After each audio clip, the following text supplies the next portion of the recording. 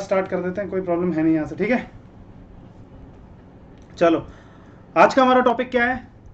आज का हमारा टॉपिक है रिटर्न ऑफ इनकम, ठीक है। रिटर्न ऑफ इनकम से क्या समझ में आ रहा है सर? बहुत बार उन्होंने सुना है कि रिटर्न ऑफ इनकम है क्या चीज़? रिटर्न ऑफ इनकम बता देता हूँ मैं, रिटर्न ऑफ इनकम क्या है। देखो, रिटर्न ऑफ इनकम मैंने बताया एक स्टेटमेंट होती है, रिटर्न जिसको बोलते हैं, जो कि हम किसको देते हैं सर? डिपार्टमेंट को देते हैं। कब देते हैं और इसमें होता क्या है?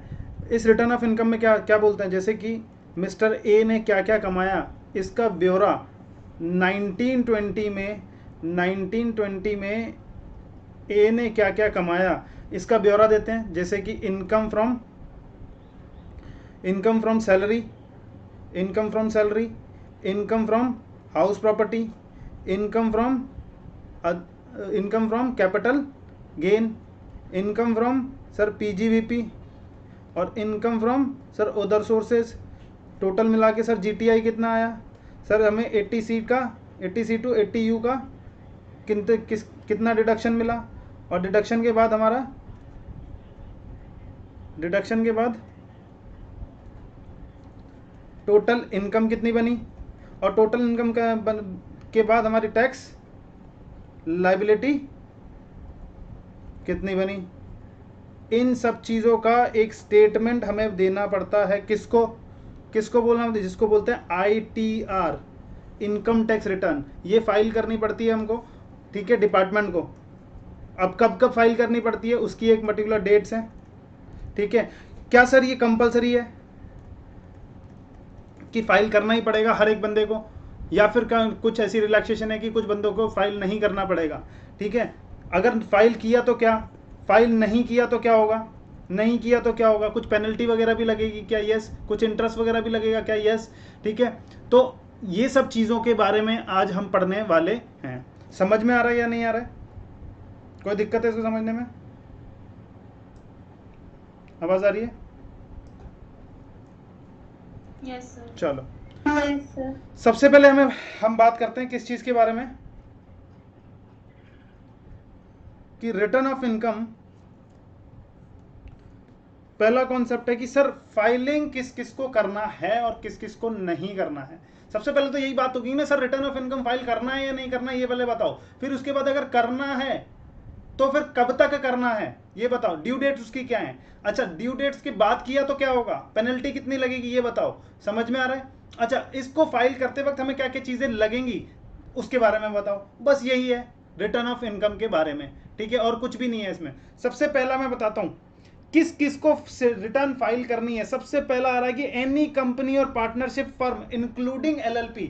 अगर आप कंपनी के फॉर्म में काम कर रहे हो या पार्टनरशिप के फॉर्म में काम कर रहे हो या फिर LLP के फॉर्म में काम कर रहे हो, आपको रिटर्न ऑफ इनकम भरना यानी रिटर्न फाइलिंग करना कंपलसरी है, irrespective of your amount of income. चाहे आपकी इनकम कितनी भी क्यों ना हो, आपको क्या करना है, रिटर्न फाइलिंग मैंडेटरी है, आपको करना ही करना है। चाहे आपका लॉस है, चाहे आपने इस साल नील कमाया यानी कि इनकम आपकी जीरो है, चाहे आपकी इनकम 10,000 है, 15,000 है, 5 लाख है, 50 लाख है, irrespective of amount of income you will have to file your return of income to the department. Is it clear? Yes sir.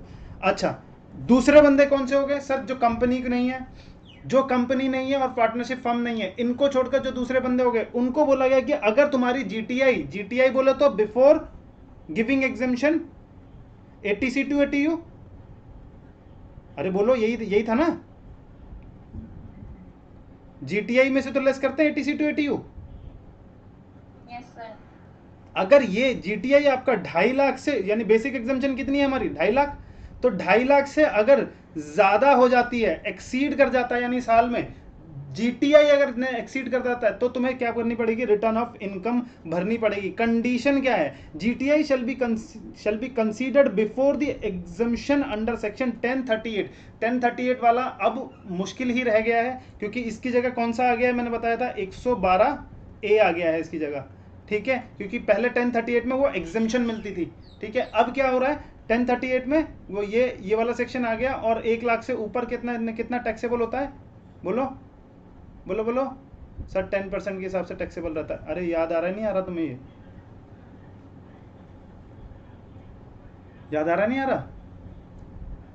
Yes, sir. चलो, तो यानी कि मैंने क्या बोला, इसको अभी फिर ना, इसको फिलहाल तुम याद रखो या ना रखो कोई फर्क नहीं, बट इसको याद करना पड़ेगा तुम्हें कि exemption under section 54, 54B, 54D, 54EC, 54F, 54G, 54G और 54G, 54GB, ये कहाँ पे पढ़े थे ये सेक्शन?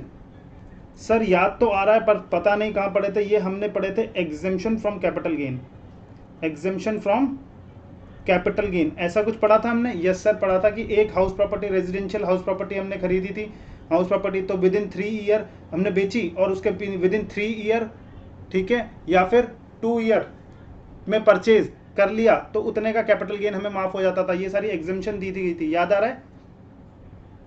याद आ रहा है? Yes sir. तो इससे पहले, इस एग्जेम्पशन को देने से पहले तुम्हारी कितनी इनकम है वो पता लगानी पड़ेगी, ठीक है। अगर वो 2.5 लाख से ऊपर है तो आपको क्या बोला जाएगा? बोलो बोलो, बताओ। आपको रिटर्न फाइलिंग मैंडेटरी हो जाएगी, मतलब भरनी पड़ जाएगी। अच्छा, इन case of any person who is accessible on behalf of other person, एक बंदा है मिस्टर एक्स जो कि है माइनर, कौन है? माइनर है, क्या इसको रिटर्न फाइलिंग करनी पड़ेगी क्या? ये 5 साल का 10 साल का बच्चा है, और 10 साल का बच्चा मतलब 10 साल का बच्चा, ये एक्टर है, टीवी इंडस्ट्रीज में एक्टर है, तो पैसा कमा रहा है या नहीं कमा रहा है? यस, पैसा कमा रहा है, लेकिन इसकी रिटर्न ऑफ इनकम कौन भरता होगा? सर इसका पेरेंट्स। तो दूसरे इस बंदे की वजह से किसको असेस किया जा रहा है? उसके पेरेंट्स को असेस किया जा रहा है, यानी कि उसका कैलकुलेशन निकाला जा रहा है, ठीक है।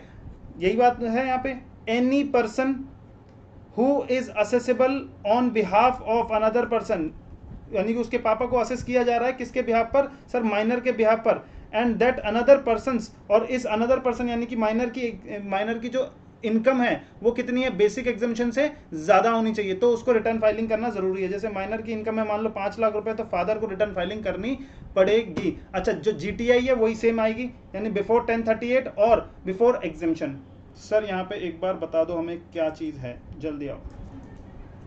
मिस्टर छोड़ो अभी, पहले सबसे पहले ABC लिमिटेड है, उसकी इनकम है सिर्फ और सिर्फ सर 100 रुपए की इनकम है उसको पूरी साल में। 1920 में उसने बिजनेस किया और 100 रुपए का इनकम हुआ, क्या इसको रिटर्न फाइलिंग करनी जरूरी है? बताओ। No. 2021 में रिटर्न फाइलिंग करनी जरूरी नहीं है। बिल्कुल ही गलत जवाब। किसने दिया ये गलत जवाब? ये कौन है? ये सर कंपनी है, और कंपनी के लिए, कंपनी के लिए हमेशा और हमेशा हमेशा करनी पड़ेगी, यानी कि हमेशा, चाहे उसकी 100 रुपए, irrespective of the amount of income, ठीक है। अब मैं बात कर रहा हूं यहाँ पे, यानी कि गौतम गुप्ता एंड एसोसिएट्स एक पार्टनरशिप फर्म है, उसकी इनकम थी पिछले साल 10,000 की, क्या उसको भरना पड़ेगा? मतलब 1920 में उसकी इनकम थी उसकी 10,000 की, क्या उसको रिटर्न भरनी पड़ेगी? यस, उसको रिटर्न भरनी पड़ेगी। पार्टनरशिप फर्म को हमेशा और हमेशा रिटर्न भरनी है। सर मिस्टर एक्स है, इंडिविजुअल की बात कर रहा हूँ मैं, लेकिन उसमें उसका जीटीआई जो है, जीटीआई है उसका 6 लाख रुपए, और उसको 80C to 80U का डिडक्शन मिल रखा है, 80U का डिडक्शन मिल रखा है। मान लो 4 लाख रुपए का उसको यहाँ पे डिडक्शन मिल गया, ठीक है, और 4 लाख रुपए का डिडक्शन मिल गया, तो यानी कि 2 लाख रुपए ही उसका आया टोटल इनकम, जिस पर टैक्स लाइबिलिटी बन गई है निल। तो क्या इसको रिटर्न भरनी पड़ेगी या नहीं भरनी पड़ेगी? जल्दी बताओ। भरनी पड़ेगी। इसको रिटर्न भरनी पड़ेगी, क्योंकि इसकी जो जीटीआई है वो बेसिक एग्जामिशन से, जीटीआई जो है वो बेसिक एग्जामिशन से ज़्यादा है। अगर मान लो मैं बताता हूँ कि जीटीआई जो है उसकी, जीटीआई जो है उसकी वो 3 लाख रुपए की है, ठीक है, और इसमें एग्जामिशन अंडर सेक्शन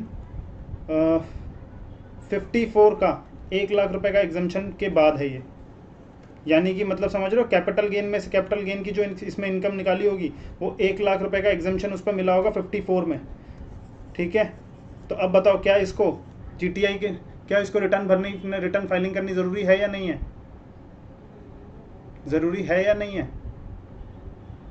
नहीं सर। नहीं है, पक्का? अरे है जरूरी, जीटीआई तो वैसे भी दिख ही रही है ना यहाँ पे।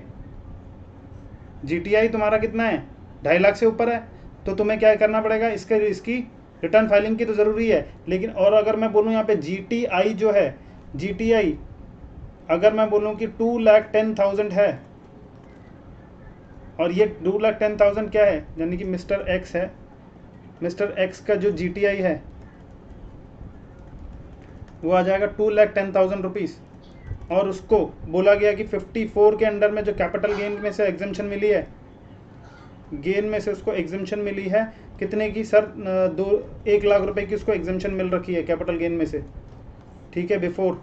तो बताओ उसको क्या उसको रिटर्न फाइलिंग करनी ज़रूरी है या नहीं है? बोलो बोलो, क्या रिटर्न फाइलिंग जरूरी है? यस, रिटर्न फाइलिंग ज़रूरी है। क्यों? क्योंकि जो जीटीआई देखना है वो कब का देखना है हमें, जीटीआई देखना है बिफोर एग्जेम्पशन अंडर सेक्शन 54 की एग्जेम्पशन से पहले का देखना है हमें। समझ में आ रहा है? तो ये जो एग्जेम्पशन कब दी गई थी, ये तो जीटीआई में इंक्लूडेड है या नहीं है? जब जीटीआई मतलब सारे head, salary, house property, capital gain. अब कैपिटल गेन में जितनी इनकम लिखी हुई है मैंने, उसमें से मेरे को एग्जेम्पशन मिली हुई है नहीं मिली हुई है 54 की, 1 लाख रुपए की। तो 1 लाख की अगर मैं एग्जेम्पशन हटा दूंगा तो ये वाला जो कैपिटल गेन है 1 लाख से ज़्यादा हो जाएगा या नहीं हो जाएगा? यस, अगर ये 1 लाख से ज़्यादा हो गया तो ये भी 1 लाख से ज़्यादा हो जाएगा, यानी कि यहाँ पे जोड़ दो 1 लाख। टोटल इनकम कितनी बनती है? 3,10,000। क्या ये बेसिक एग्जेम्पशन से ज़्यादा है या नहीं है, 2.5 लाख से? है सर। Yes sir. तो क्या इसको रिटर्न ऑफ इनकम भरनी पड़ेगी या नहीं भरनी पड़ेगी? Yes sir. समझ में आ रहा है क्या क्या बोल रहा हूँ मैं? Yes sir. ठीक है, चलो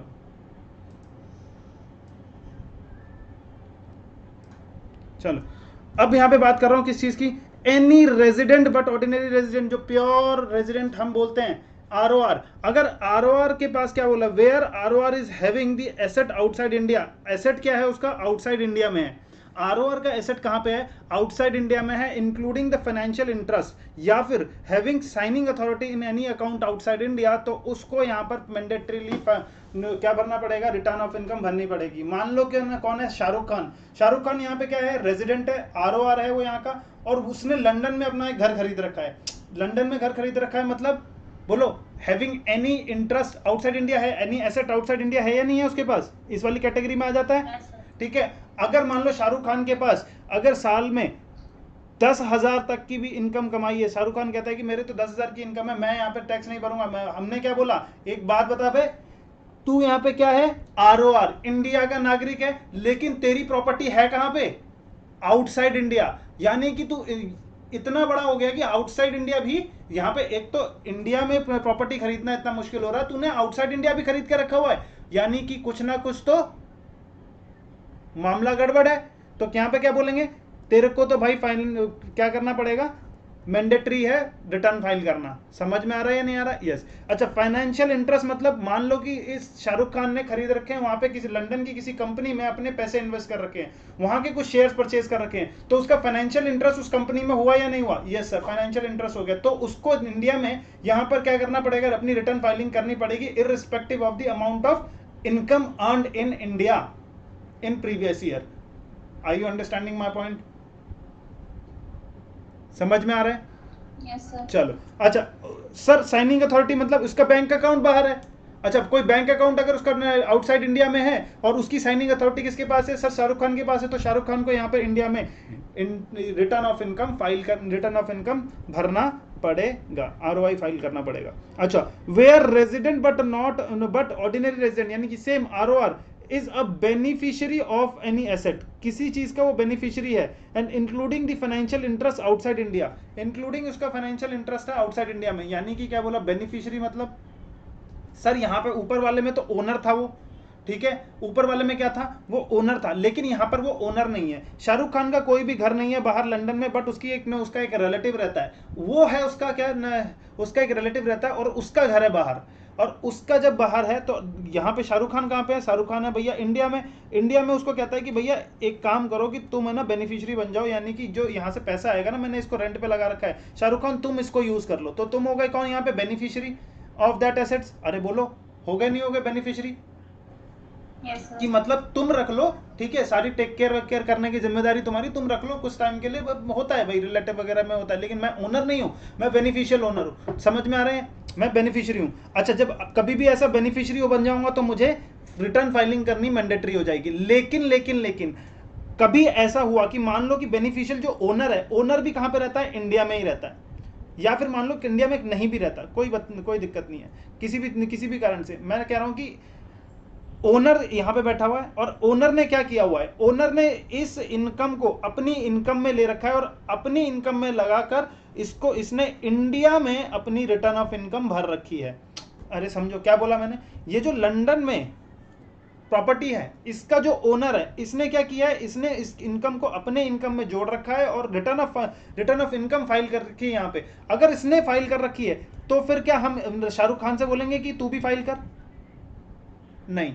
समझ में आ रहा है कि भाई उसने तो ये वाली इनकम को इंक्लूड कर लिया ना। हाँ, लेकिन कभी ऐसा होता है, ये तब होता है जबकि ये जो बंदा है ये बाहर का नॉन रेजिडेंट है, और non resident is not liable to file return of income in India, but Shahrukh Khan is the beneficial owner, beneficiary of that particular asset, he is getting something from there.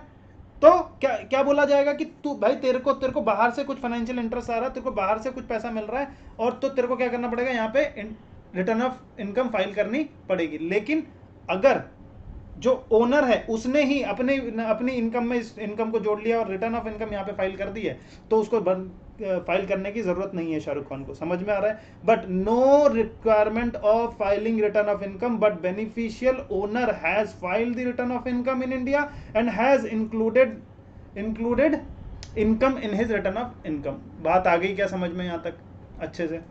बोलो, इसमें कुछ डाउट है? Yes sir. चलो,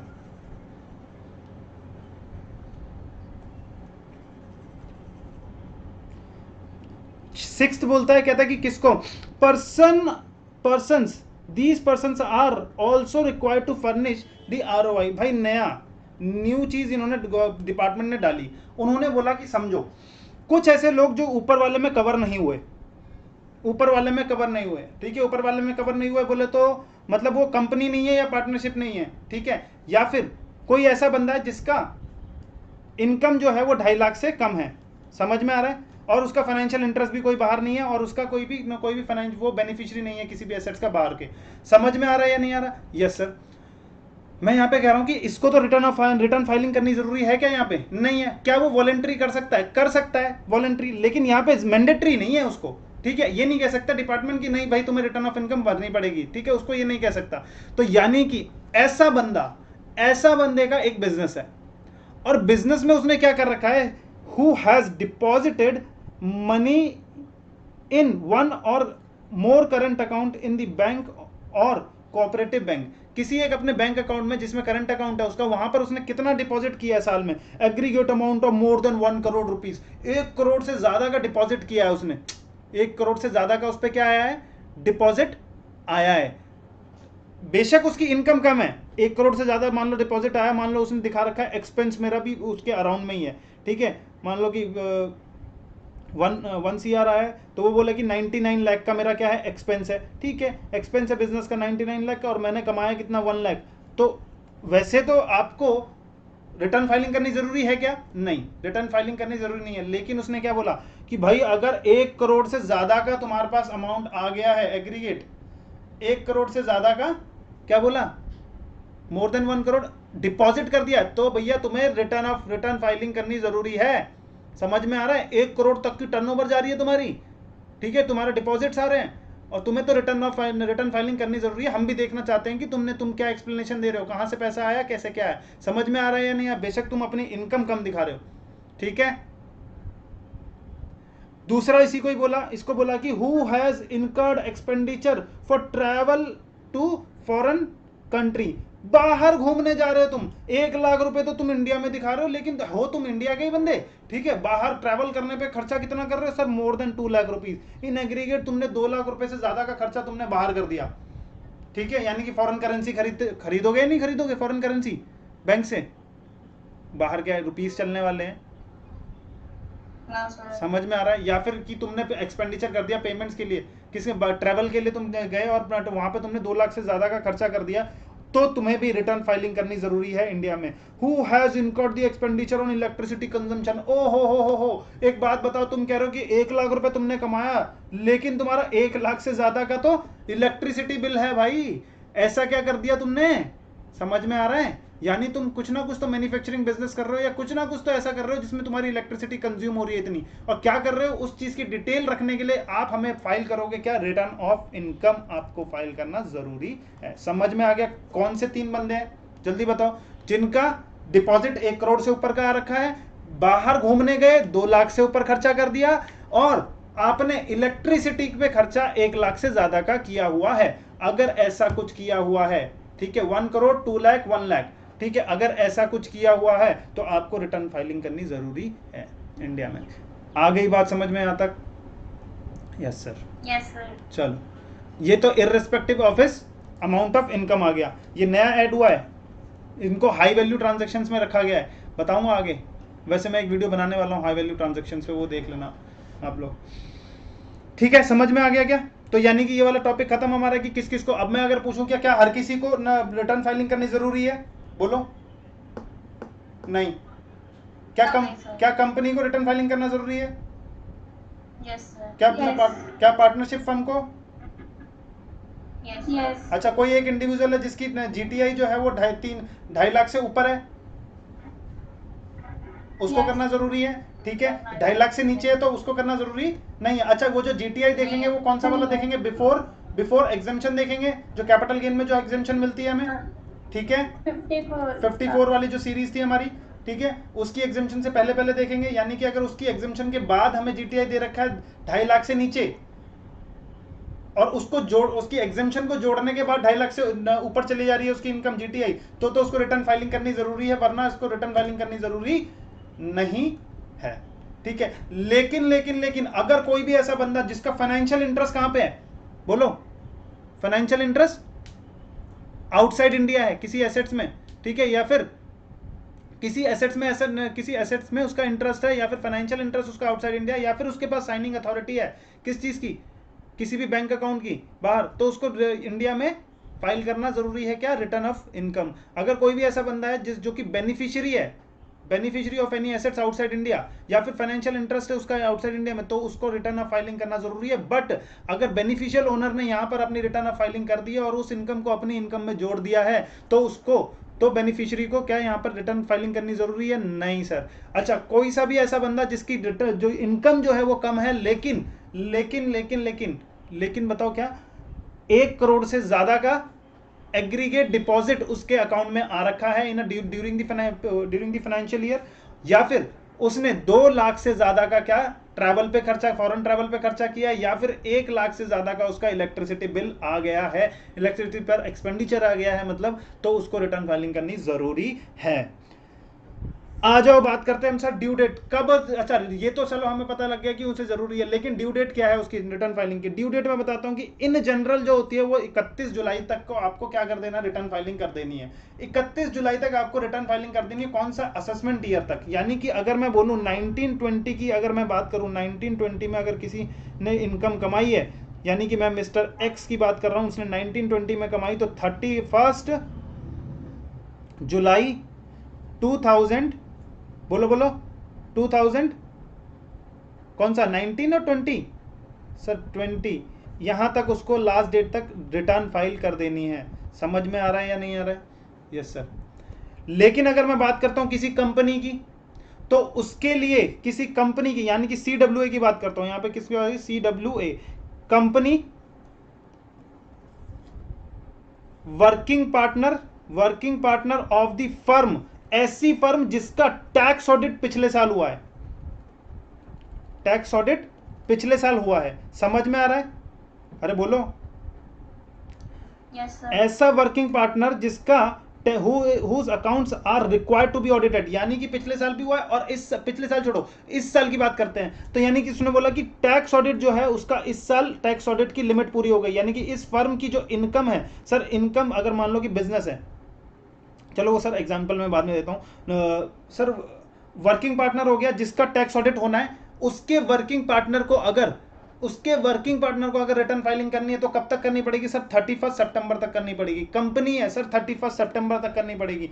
कोई भी अगर ऐसा बंदा है, any person who is required to get his account audited under the law, जिसका टैक्स ऑडिट होना है इस साल में, उसकी भी रिटर्न ऑफ इनकम कहां तक आएगी? बोलो बोलो। 31 सितंबर तक। सर ये कुछ ज्यादा एक्स्ट्रा टाइम नहीं हो गया? जुलाई, अगस्त, सितंबर, यानी कि 2 महीने का एक्स्ट्रा टाइम दे रखा है या नहीं दे रखा है इनको? यस। अच्छा, ये क्यों दे रखा है? क्योंकि इनका क्या, कंपनी के चक्कर में तो चलो उनको टाइम देना बनता है कि कंपनी के तौर पे काम कर रहे हो तो चलो थोड़ा आपको टाइम मिल जाना चाहिए ये बनाने के लिए, अपने फाइनेंशियल्स और ये सारी चीज़ें अच्छे से बनाने के लिए। ऐसा नहीं होता कि 31 के दिन ही आपका फाइनेंशियल्स रेडी हो जाते हैं। समझ में आ रहा है? आपको बहुत सारी चीज़ें करनी पड़ती हैं, तो उनके फाइनेंशियल को रेडी करके आप 31 सितंबर तक कर दो। अच्छा, टैक्स ऑडिट का मतलब क्या होता है? समझ में आ रहा है? टैक्स ऑडिट का मतलब चार्टर्ड अकाउंटेंट टैक्स ऑडिट करता है, और टैक्स ऑडिट में क्या देखता है वो? आपने टीडीएस ढंग से काटा है या नहीं काटा। अच्छा, टीडीएस काटा है तो आपने डिपॉजिट किया या नहीं किया। अच्छा, डिपॉजिट किया है तो कौन से दिन को डिपॉजिट किया? अगर लेट डिपॉजिट किया है तो आपने टीडीएस पर इंटरेस्ट पे किया या नहीं किया। अरे समझ में आ रहा है या नहीं आ रहा? टैक्स की सारी चीजें वो टैक्स ऑडिट करके देखेगा, फिर उसके बाद वो सीए रिपोर्ट करेगा कि ठीक है, सब कुछ सही है, इन्होंने अच्छा किया है, सब कुछ अच्छा किया, बट ये मिस्टेक्स थी इनकी, ये हमने क्वेरी निकाली है, ये इन्होंने रेक्टिफाई कर ली है। समझ में आ रहा है? तो अब इस चीज के बाद उन्होंने क्या बोला कि वो उनको 31 सितंबर तक, असेसमेंट ईयर के 31 सितंबर तक देना है। या फिर where the assessee is required to furnish a report in form 3CEB under section 92E pertaining to the international transaction, जिसको बोलते हैं ट्रांसफर प्राइसिंग। मान लो कि मैं बाहर भी कुछ बिजनेस कर रहा हूँ, बाहर सामान बेचता हूँ या फिर बाहर से सामान खरीदता हूँ, तो मैं इंटरनेशनल ट्रांजैक्शन में इन्वॉल्व हूँ। जहां पर मैं इंटरनेशनल ट्रांजैक्शन में इन्वॉल्व हूँ तो मुझे रिटर्न फाइलिंग 30 नवंबर तक करना है। समझ में आया? 2 महीने का एक्स्ट्रा टाइम आ गया हमारे पास। कंपनी है, रिटर्न फाइलिंग बताओ कब तक करनी है इसको? सर 30 सितंबर तक। Working partner of partnership firm, यानी कि मान लो कि मिस्टर एक्स जो है वो वर्किंग पार्टनर है किसी पार्टनरशिप फर्म का, और इस पार्टनरशिप फर्म का बिजनेस है, और बिजनेस में उसकी जो टर्नओवर है वो है सर 102 लाख रुपए। तो बताओ इसके लिए, बोलो बोलो, रिटर्न फाइलिंग की ड्यू डेट क्या है? ड्यू डेट बताओ,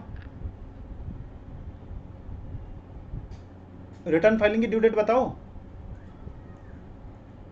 ये वर्किंग पार्टनर है किसी बिजनेस का, और बिजनेस में उसका टर्नओवर जो है, टर्नओवर 102 लाख रुपए है, यानी कि 1 करोड़ से ज्यादा का है या नहीं है? यस। 1 करोड़ से ज्यादा के होने पर, यानी 44AB क्या बोलता था हमें? 44AB बोलता था कि टैक्स ऑडिट लग जाएगा किसको? पार्टनरशिप फर्म को अपना टैक्स ऑडिट कराना पड़ेगा। अच्छा, जब पार्टनरशिप फर्म को टैक्स ऑडिट कराना है तो इसका जो वर्किंग पार्टनर है, वर्किंग पार्टनर की रिटर्न कब तक जाएगी सर? 30 सितंबर तक। ठीक है। अगर मैं बोलूं कि इसके बिजनेस की इनकम जो है वो 99 लाख है, तो क्या इसको टैक्स ऑडिट लगने वाला है उस साल? बोलो। नहीं लगेगा। तो इसको जब टैक्स ऑडिट नहीं लगेगा तो इसका जो वर्किंग पार्टनर है, इसकी रिटर्न की डेट क्या हो जाएगी सर? 31 जुलाई। समझ में आ रहा है या नहीं आ रहा? Yes sir. अच्छा, मान लो कि ये जो मिस्टर एक्स है वो एक पार्टनरशिप फर्म का वर्किंग पार्टनर है एक पार्टनरशिप फर्म का, और इसका क्या है? प्रोफेशन है, कंसल्टेंसी प्रोफेशन है। अब प्रोफेशन है और इसकी इनकम है 65 लाख रुपए, 65 लाख रुपए। तो क्या इसकी डेट बताओ जल्दी से, रिटर्न फाइलिंग की डेट क्या होगी इसकी? सर 30 सितंबर। क्यों? बोलो।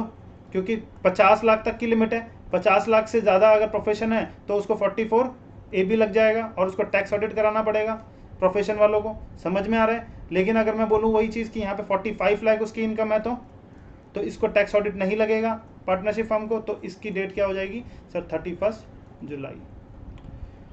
आ रही है बात समझ में? Yes sir. कोई अगर मिस्टर एक्स है, मिस्टर एक्स की ऑडिट होनी है, यहाँ पर ऑडिट किसकी थी सर? मिस्टर एक्स की नहीं, ऑडिट नहीं थी, ये पार्टनर था ना जिसमें उस फर्म पर टैक्स ऑडिट लग रहा था।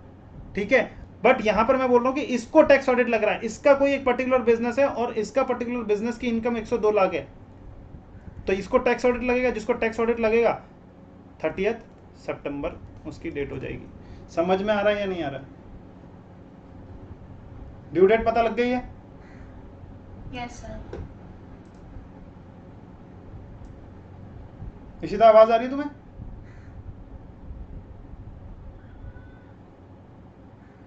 Yes sir.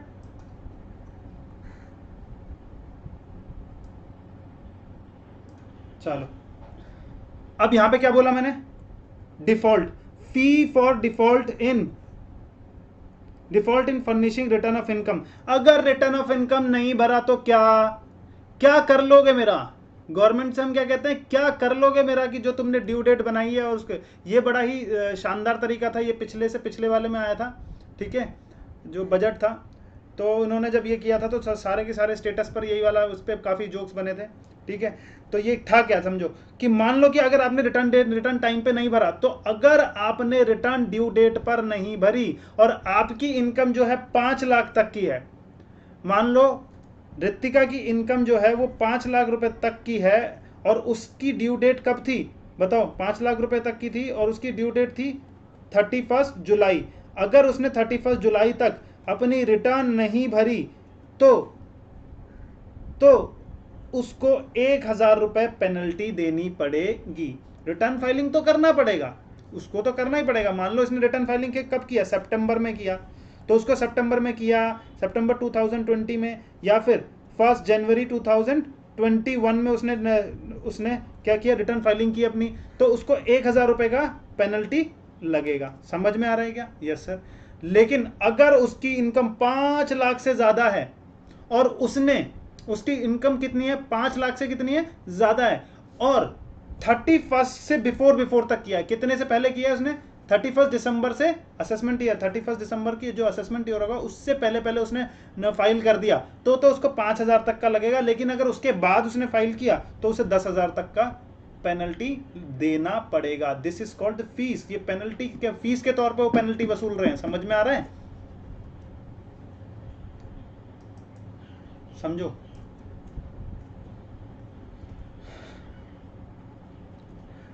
मिस्टर एक्स है और मिस्टर एक्स ने, ये आ जाएगा, ये बड़े इंपॉर्टेंट चीज़ें हैं जो कि वो पूछेंगे ही पूछेंगे। ये बहुत ही इंपॉर्टेंट सेक्शन था, मैंने बताया आपको। जो पेनल्टी वाला है वो फॉर श्योर मेरे ख्याल से पूछ लेना चाहिए इनको, क्योंकि ये बड़ी ही चीज़ एक इंडिविजुअल को पता होना चाहिए कि क्या, अगर वो रिटर्न फाइलिंग कब तक करता है तो उस पर क्या पेनल्टी लग रही है, ठीक है। जैसे मिस्टर एक्स है, मिस्टर एक्स की इनकम सर है सर 3 लाख रुपए, 3 लाख रुपए। बताओ क्या रिटर्न फाइलिंग इसको ज़रूरी है? यस, रिटर्न फाइलिंग उसकी ज़रूरी है, ठीक है। जब रिटर्न फाइलिंग उसको ज़रूरी हो गई तो कब तक भरनी है? सर उसको 31 जुलाई तक भरनी है। अच्छा, 31 जुलाई में अगर नहीं भरा उसने भरा कब? सर 31 सितंबर, 30 मान लो 1 नवंबर को भरा। 1 नवंबर को वो रिटर्न ऑफ इनकम भरता है। जल्दी बताओ क्या होगा? पेनल्टी बताओ।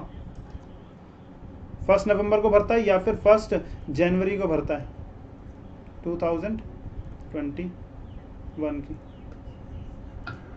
2020 नवंबर में तो 1,000 ही आएगा।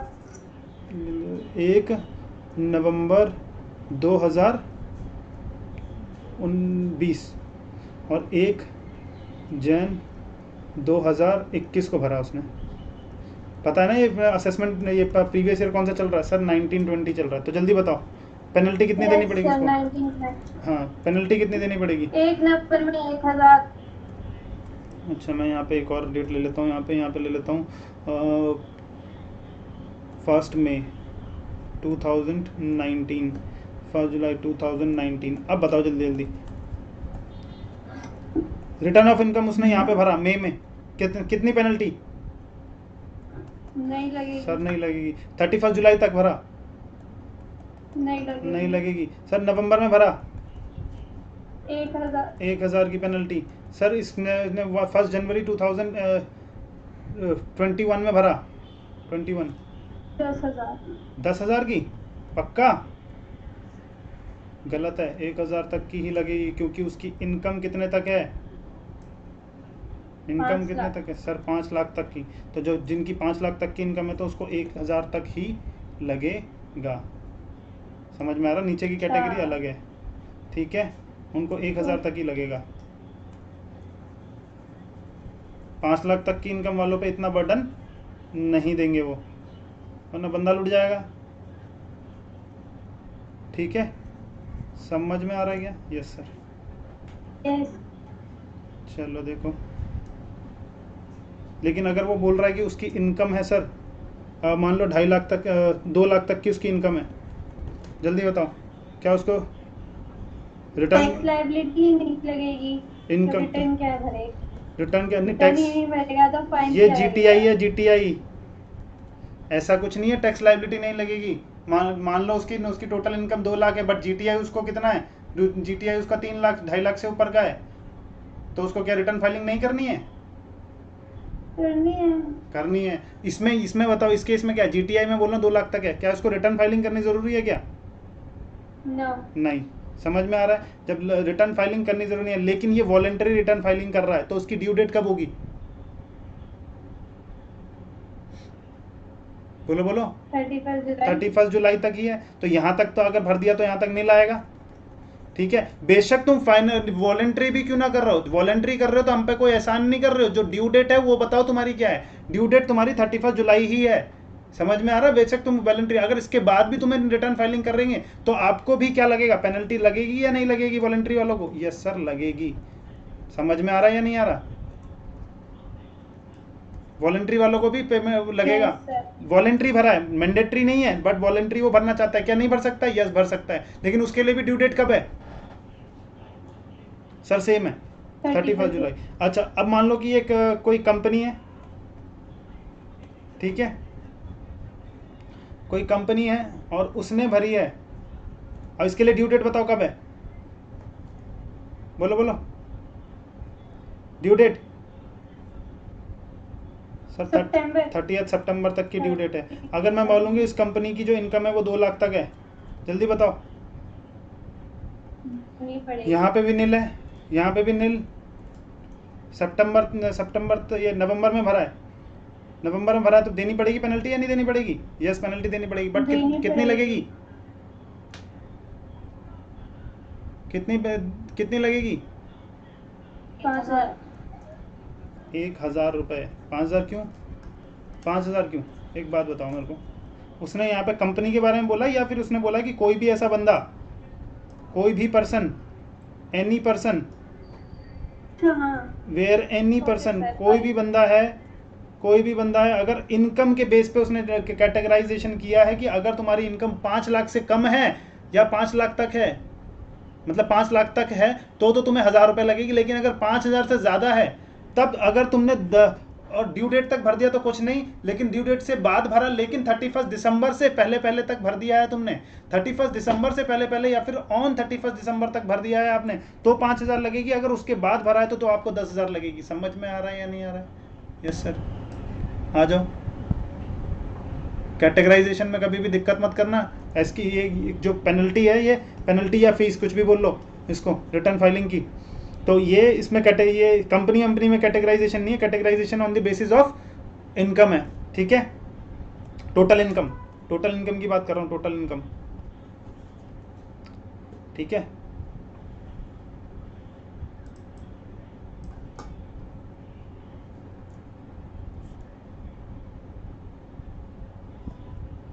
किसकी बात कर रहा हूँ मैं? किसकी बात कर रहा हूँ मैं? Income, total income. ठीक है, जीटीआई की बात नहीं कर रहा, टोटल इनकम की बात कर रहा हूँ। 80C to 80U डिडक्ट करने के बाद टोटल इनकम। ठीक है, अच्छा एक बात बताओ और, टोटल इनकम अगर इसकी है यहाँ पर कंपनी की सर 7 लाख रुपए, तो भी 30 सितंबर ही आएगा क्या ड्यू डेट? यस सर, नील यहाँ पर भी नील, और यहाँ पर आएगा तो कितना आएगा? उसने सर रिटर्न फाइल कब किया? उसने 1 नवंबर में रिटर्न फाइल किया, जल्दी बताओ कितना पेनल्टी? सर 5,000 तक का, क्योंकि दिसंबर से पहले पहले कर दिया है और दिसंबर के बाद किया है, यहाँ पे 31 दिसंबर 1 जनवरी में किया है, तो उसको कितनी पेनल्टी लगेगी? सर 10,000 की पेनल्टी लगेगी। आगे ये बात समझ में या नहीं आई है?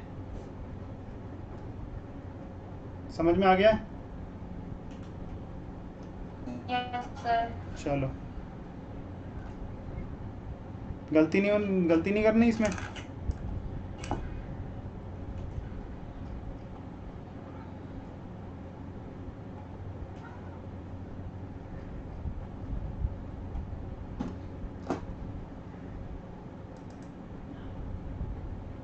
चलो लॉस रिटर्न, अब बात कर रहे हैं 139(3) लॉस रिटर्न बोले तो सर जिसमें लॉस हम क्लेम कर रहे हैं, जिस रिटर्न को फाइल करके हम क्या कर रहे हैं, इनकम नहीं है हमारी है क्या सर, लॉस है हमारा। ठीक है, अब लॉस को आप क्लेम करोगे तो मतलब क्या एडजस्ट करोगे आप दूसरी इनकम से, या फिर उसको कैरी फॉरवर्ड करोगे लॉस को अगले साल? अरे बोलो, यही करोगे ना। मान लो 1920 में आपको लॉस हुआ है कितना सर, 5 लाख रुपए का लॉस हुआ है। क्या इस 5 लाख रुपए के लॉस को आप कैरी फॉरवर्ड करोगे या नहीं करोगे? Yes sir. जिस रिटर्न में हम लॉस को क्लेम कर रहे हैं उसको बोलते हैं लॉस रिटर्न। ठीक है, अब समझो क्या बोल रहा है वो। कह रहा है कि सेक्शन 80 कहता है कि if return is filed after due date, अगर खबरदार अगर आपने ना रिटर्न फाइलिंग जो ड्यू डेट के बाद में किया और ड्यू डेट के बाद में कर रहे हो और ऊपर से फिर हमसे क्या बोलते हो कि हमें लॉस हुआ। क्या बोल रहे हो आप? रिटर्न फाइलिंग आप तो टाइम पे नहीं कर रहे हो, बाद में कहते हो कि हमें लॉस हुआ है, रिटर्न फाइलिंग हम कर रहे हैं, हमें सेट ऑफ दो, मतलब कि अपना कैरी फॉरवर्ड कर। तो उन्होंने बोला कि सुनो भाई, अगर तुम ऐसा करोगे ना तो shall not be carry forward, loss under the head shall not be carry forward. कौन कौन से हेड के लॉसेस जो हैं उसको कैरी फॉरवर्ड नहीं करेंगे हम? सर पीजीबीपी का अगर आप लॉस दिखाओगे ना, हम कैरी फॉरवर्ड नहीं करेंगे उस चीज को। सर कैपिटल गेन का अगर आप लॉस दिखाओगे ना, हम कैरी फॉरवर्ड नहीं करने देंगे उसको। Sir loss from owning and maintaining the house race अगर करोगे ना, हम कैरी फॉरवर्ड नहीं करने देंगे। ये वैसे यहाँ पर लाइन है, ये जो लाइन है ये shall not be carry forward, ये लाइन यहाँ पे है। ठीक है, गलती से ऊपर चली गई है। चलो, और loss from business specified under section 35AD में जो बिजनेस स्पेसिफाइड था, याद आ रहा है? स्लरी पाइपलाइन वगैरह वाली, और वेयर हाउस वगैरह का, हॉस्पिटल, 100 बेड से ऊपर वाला, 2 स्टार से ऊपर वाला होटल, स्पेसिफाइड बिजनेस वाले लॉस, जो कि स्पेसिफाइड बिजनेस के लॉस से ही सेटअप होते हैं। इन लॉसेस को हम आपको कैरी फॉरवर्ड नहीं करने देंगे। सर क्या सेट ऑफ कर सकते हैं इस साल में? यस, सेट ऑफ के ऊपर कोई प्रोविजन नहीं है। सेट ऑफ आप बिल्कुल कर सकते हो, बट इनको आप कैरी फॉरवर्ड नहीं कर सकते। सर कौन कौन से हो गए सर? पीजीबीपी का, कैपिटल गेन का, sir owning and maintaining from house, loss from owning and maintaining race horse, और क्या है? Loss from business specified under section 35AD। Sir house property का लॉस अगर है तो क्या कैरी फॉरवर्ड कर जाएंगे अगर हमने लेट में रिटर्न फाइल किया है तो? यस, लेट में रिटर्न फाइल किया है तो हाउस प्रॉपर्टी का लॉस कैरी फॉरवर्ड कर जाओगे। सर अगर अनअब्सॉर्ब डेप्रिसिएशन हुआ तो क्या उसको कैरी फॉरवर्ड कर जाएंगे? हाँ सर, उसको कैरी फॉरवर्ड कर जाओगे। ठीक है, समझ में आ रहा है या नहीं आ रहा है? Yes sir. Sir set of तो कर सकते हैं ना, सेट ऑफ कर सकते हैं, कैरी फॉरवर्ड नहीं कर सकते। कैरी फॉरवर्ड मतलब अगले साल इसको लेके जाके सेट ऑफ करेंगे दूसरे अगले साल की इनकम से, वो नहीं कर सकते। बट 1920 में अगर हम सेट ऑफ कर सकते हैं दूसरे हेड्स ऑफ इनकम से, क्या हम सेट ऑफ कर सकते हैं इनको? हाँ बिल्कुल सेट ऑफ कर सकते हो, कोई प्रॉब्लम नहीं है। समझ में आ रहा है या नहीं आ रहा है? जैसे पीजीबीपी का लॉस मैं बोल रहा हूं 2 लाख रुपए का लॉस है। ठीक है, समझो क्या बोला यहां पे। 1920 में हमने इनकम कमाया और पीजीबीपी का लॉस, मैं कह रहा हूं पीजीबीपी का लॉस है 2 लाख रुपए का। ठीक है, मैं बोल रहा हूं कि और इस रिटर्न को, इस साल की रिटर्न को मैंने फाइल किया। अच्छा, जीटीआई मेरी कितनी है पहले तो ये बताओ सर। ये है कंपनी, और कंपनी है तो कंपनी के नाम से ही 30 सितंबर आ जाएगा दिमाग में। बोलो 30 सितंबर आ जाएगा कि 30 सितंबर को ड्यू डेट है। मान लो मैंने ड्यू डेट पे नहीं फाइल की, मैंने 1 नवंबर 2020 में इसकी रिटर्न फाइल की है, तो क्या लेट फाइलिंग की है रिटर्न? Yes sir. क्या जो ये लॉस है पीजीबीपी का, मान लो मेरा पीजीबीपी का लॉस, ये सिर्फ मेरा पीजीबीपी इनकम है और कुछ नहीं है, पीजीबीपी का लॉस को मैं क्या करूंगा सर? कैरी फॉरवर्ड करूंगा, यही होगा, carry forward to the next year 20 and 21 के लिए।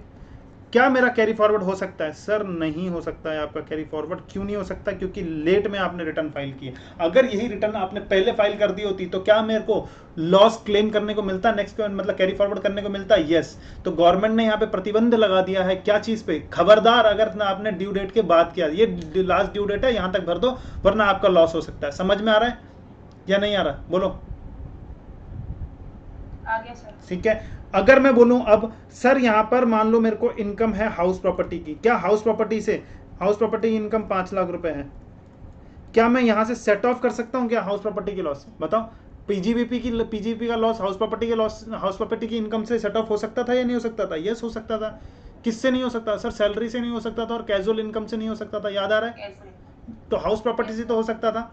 ठीक है, तो हाउस प्रॉपर्टी से हो सकता, क्या ये यहाँ पे 2 लाख रुपए मैं सेटअप कर सकता हूँ? या फिर ऑल्दो मैंने यहाँ पर भी क्या लेट मैंने फाइलिंग की है, क्या मैं सेटअप कर सकता हूँ? बोलो, क्या मैं सेटअप कर सकता हूँ? यस, सेटअप आप कर सकते हो, कैरी फॉरवर्ड नहीं कर सकते। यानी सेटअप करके मैं बोलूँगा मेरी इनकम कितनी है हाउस प्रॉपर्टी की इनकम है मेरी 3 लाख रुपए। समझ में आ रहा है? Yes sir. अच्छा एक बात समझो और, मान लो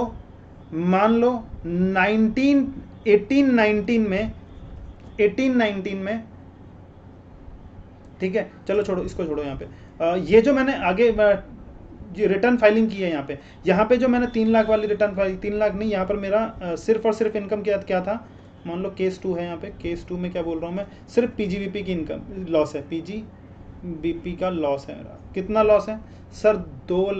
5 लाख रुपए का लॉस है। ठीक है, पीजीबीपी का लॉस कितना आ गया सर? 5 लाख रुपए का। रिटर्न फाइलिंग कब की? कंपनी है, कंपनी में रिटर्न फाइलिंग हुई है 30 सितंबर, बट मैंने कब की? 31 जुलाई में मैंने रिटर्न फाइल कर दी। समझ में आ रहा है या नहीं आ रहा? 1 जुलाई में मैंने रिटर्न फाइल कर दी। क्या मुझे कैरी फॉरवर्ड करने को मिलेगा? बोलो, 1920 चल रहा है, क्या मुझे कैरी फॉरवर्ड करने को मिलेगा ये लॉस? बोलो, 2021 में कैरी फॉरवर्ड करने को मिलेगा? यस, आप कैरी फॉरवर्ड कर सकते हो। क्यों? क्योंकि भाई हमने रिटर्न टाइम पे फाइल किए, 30 सितंबर से फाइल कम पे फाइल, यहाँ पे क्या हो गया ये, मतलब पहले फाइल कर दी। अब 20 और 21 चल रहा है हमारा क्या फाइनेंशियल ईयर बोले तो प्रीवियस ईयर हमारा 2021 चल रहा है। हम रिटर्न कब भरेंगे सर? 21 और 22 में रिटर्न भरेंगे। जब यहाँ पर रिटर्न भरेंगे तो मान लो इस ईयर की जो रिटर्न भर रहा हूँ मैं, इस ईयर की रिटर्न भर रहा हूँ, यहाँ पर भी मेरे को बिजनेस से क्या चीज़ आ गया? लॉस आ गया, सॉरी इनकम आ गई। इनकम कितनी आई सर? 1 लाख रुपए की इनकम आई है। तो क्या मैं सेट ऑफ कर दूंगा इसको 5 लाख रुपए जो मैंने ब्रॉड फॉरवर्ड किया है? 1 लाख रुपए सेट ऑफ कर दूंगा या नहीं कर दूंगा? बोलो। Yes sir. तो यहाँ पे नील इनकम आ गई, तो नील इनकम आ गई, लेकिन यहाँ पर की जो मैंने रिटर्न ऑफ इनकम भरी है वो भरी है मैंने 1 नवंबर में। कब भरी मैंने? 1 नवंबर में इसकी रिटर्न फाइलिंग। क्या जो अब ये जो बच गया मेरा, कितना लॉस बच गया था मेरा? जल्दी बताओ। 8 साल तक हम कैरी फॉरवर्ड कर सकते हैं ना? लॉस बच गया पीजीबीपी का लॉस बच गया कितना सर? 4 लाख रुपए का लॉस और बच गया। 4 लाख। तो 4 लाख को क्या मैं आगे कैरी फॉरवर्ड कर सकता हूं या नहीं कर सकता हूं? नहीं सर। क्या मैं 4 लाख को आगे कैरी फॉरवर्ड कर सकता हूं या नहीं कर सकता हूं? यस सर, कर सकते हैं। समझ में आ रहा है? यही चीज मैं बताना चाह रहा हूं। लॉस अगर उस ईयर से है, जिस ईयर की इनकम, जिस ईयर की रिटर्न हमने टाइम पर फाइल की थी, लॉस किससे रिलेटेड है?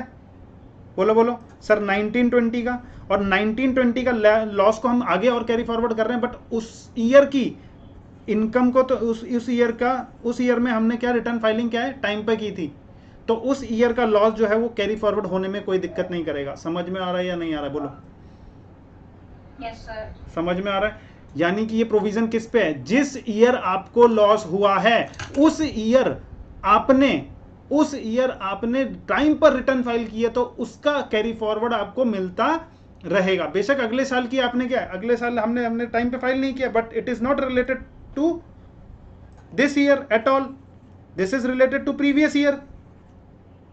तो ये तो कैरी फॉरवर्ड हो जाएगा। लेकिन अगर मान लो यही इसी सिमिलर केसेस में मैं यहाँ पे बताऊं कि इनकम मुझे नहीं हुई, इस साल मुझे इनकम नहीं हुई, मतलब इसी में अगर मैं बोलूं कि केस नंबर 3 यहाँ से कंटिन्यू करूं, मैं बोलूं कि इसमें हमें 20 और 21 में पीजीबीपी का मेरे को दोबारा लॉस हो गया।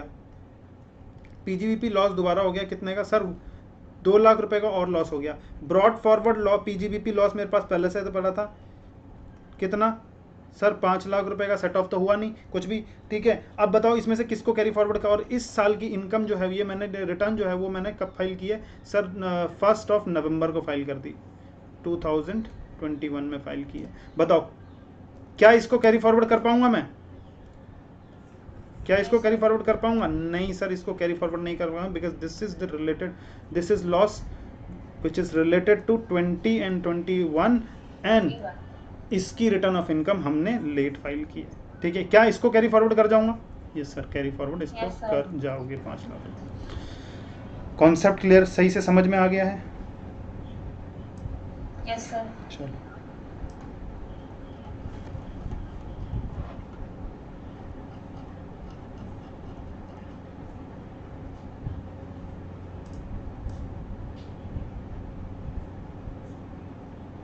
चलो देखो क्या लिखा है यहाँ पे, वही चीज जो मैंने अभी बताई। Although the loss of the current year can not be carry forward, current year का लॉस को कैरी फॉरवर्ड नहीं कर पाएंगे अनलेस द रिटर्न फाइलिंग तुमने ड्यू डेट पे नहीं की है। But loss of the earlier years, earlier कौन से ईयर्स के जिसके कैरी फॉरवर्ड हो गए, इफ रिटर्न ऑफ लॉस, जो रिटर्न ऑफ लॉस है ऑफ दैट ईयर, उस ईयर का जो रिटर्न ऑफ लॉस है यानी कि 1920 हमारे केस में, was submitted in due date. समझ में आ रहा है? कोई दिक्कत है इसको समझने में? अब sir I hope, no sir. चलो समझ में आ गया है सर, आ जाओ। अब मैं बात करने जा रहा हूं किसकी? बिलेटेड रिटर्न की। बिलेटेड रिटर्न बोले तो कौन सी रिटर्न? देखो नॉर्मल रिटर्न कौन सी होती है? 139(1) की रिटर्न होती है। 139(1) में नॉर्मल रिटर्न हमें फाइल करनी है। 139(3) में कौन सी रिटर्न थी सर? 139(3) में लॉस रिटर्न थी। 139(4) में कौन सी रिटर्न है sir? Belated return. Belated return बोले तो यानी कि लेट में फाइल कर सकते हैं या नहीं कर सकते, इसको कहते हैं बिलेटेड रिटर्न। यानी कि ड्यू डेट थी हमारी 30th सितंबर में, कंपनी की ड्यू डेट कब थी सर? 30th सितंबर में। क्या उससे डिले करके बिलेटेड रिटर्न फाइल हो सकती है? हाँ हो सकती है। कौन सा सेक्शन बोलता है? 139(4) बोलता है कि तुम्हारी रिटर्न जो है वो लेट में फाइल हो सकती है। समझ में आ रहा है या नहीं आ रहा है? बोलो बोलो, समझ में आ रहा है? Yes sir. यस सर, आ रहा है समझ में।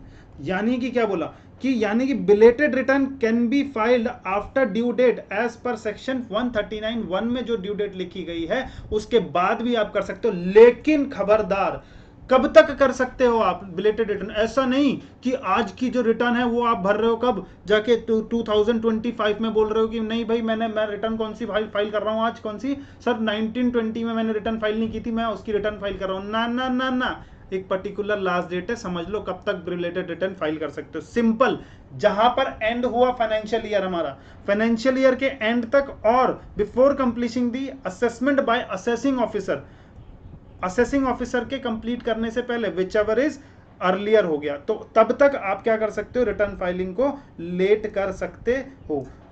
मान लो एक कंपनी है, सेम कंपनी मैंने बताया, कब तक आएगी उसकी फाइलिंग सर? 30th सितंबर तक है। समझ में आ रहा है सर? 30th सितंबर तक अगर उसकी रिटर्न फाइलिंग करनी है, 30th सितंबर तक हमें उसकी रिटर्न फाइलिंग करनी है, ठीक है। लेकिन मैं कब तक करना चाहता हूं? उसने बोला कि at the end of the assessment year.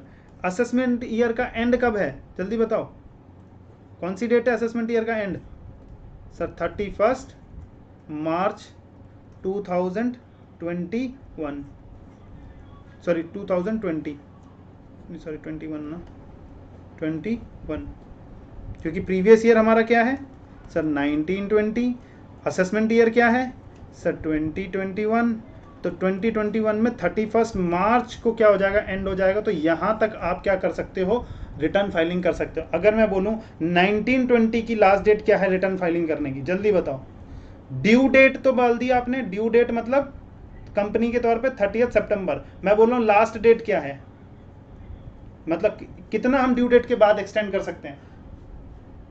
जल्दी बताओ। 31 मार्च 2021 तक हम फाइल कर सकते हैं बिलेटेड रिटर्न। समझ में आ रहा है? लेकिन असेसमेंट अगर इससे पहले हो गया, असेसमेंट मतलब क्या होता है सर? डिपार्टमेंट, आपने कुछ गड़बड़ की, आपने रिटर्न फाइलिंग नहीं की थी, पर डिपार्टमेंट ने एक्शन ले लिया आपके खिलाफ, तुरंत एक्शन ले लिया। यानी सितंबर चला गया, अक्टूबर नवंबर, ठीक है। उनको खबर आई कि भाई ये बंदा जो है वो निकलने वाला है यहाँ से, इंडिया से बाहर भाग जाएगा कुछ दिन में, ठीक है।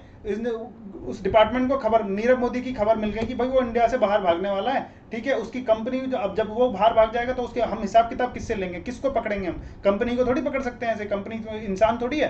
वो उसको तो उसके मालिक को पकड़ना पड़ेगा।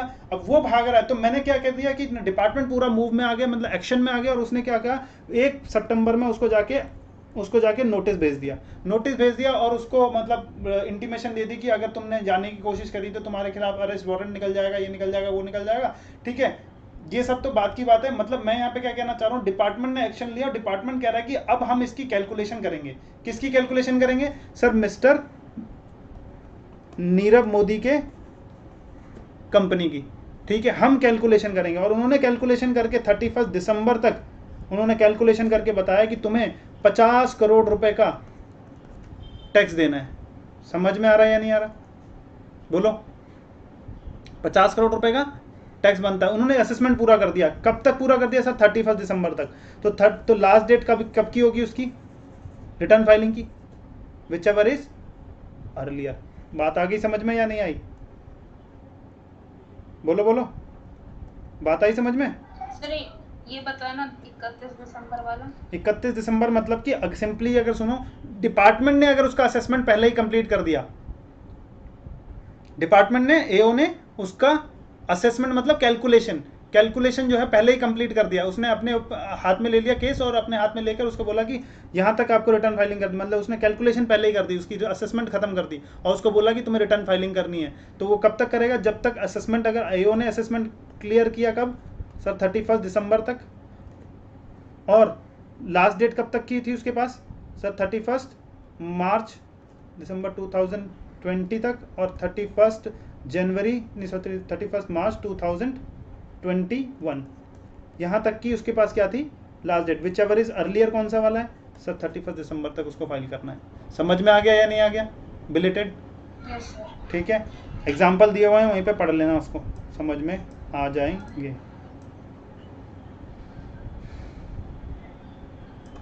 यानी मैक्सिमम लास्ट डेट कहां तक जाएगी? असेसमेंट ईयर के बाद क्या फाइल कर सकते हो आप? बोलो। असेसमेंट ईयर एंड होने के बाद क्या आप फाइल कर सकते हो? नहीं सर। नहीं फाइल कर सकते सर। ऐसे तो कोई दिक्कत ही नहीं है, बच गया बंदा। बच गया क्या? उन लोगों के लिए क्या है जिनको लॉस रिटर्न फाइल करनी है, उनको तो क्लेम करेंगे तो उनको डिडक्शन मिलेगा, वरना नहीं मिलेगा। समझ में आ रहा है?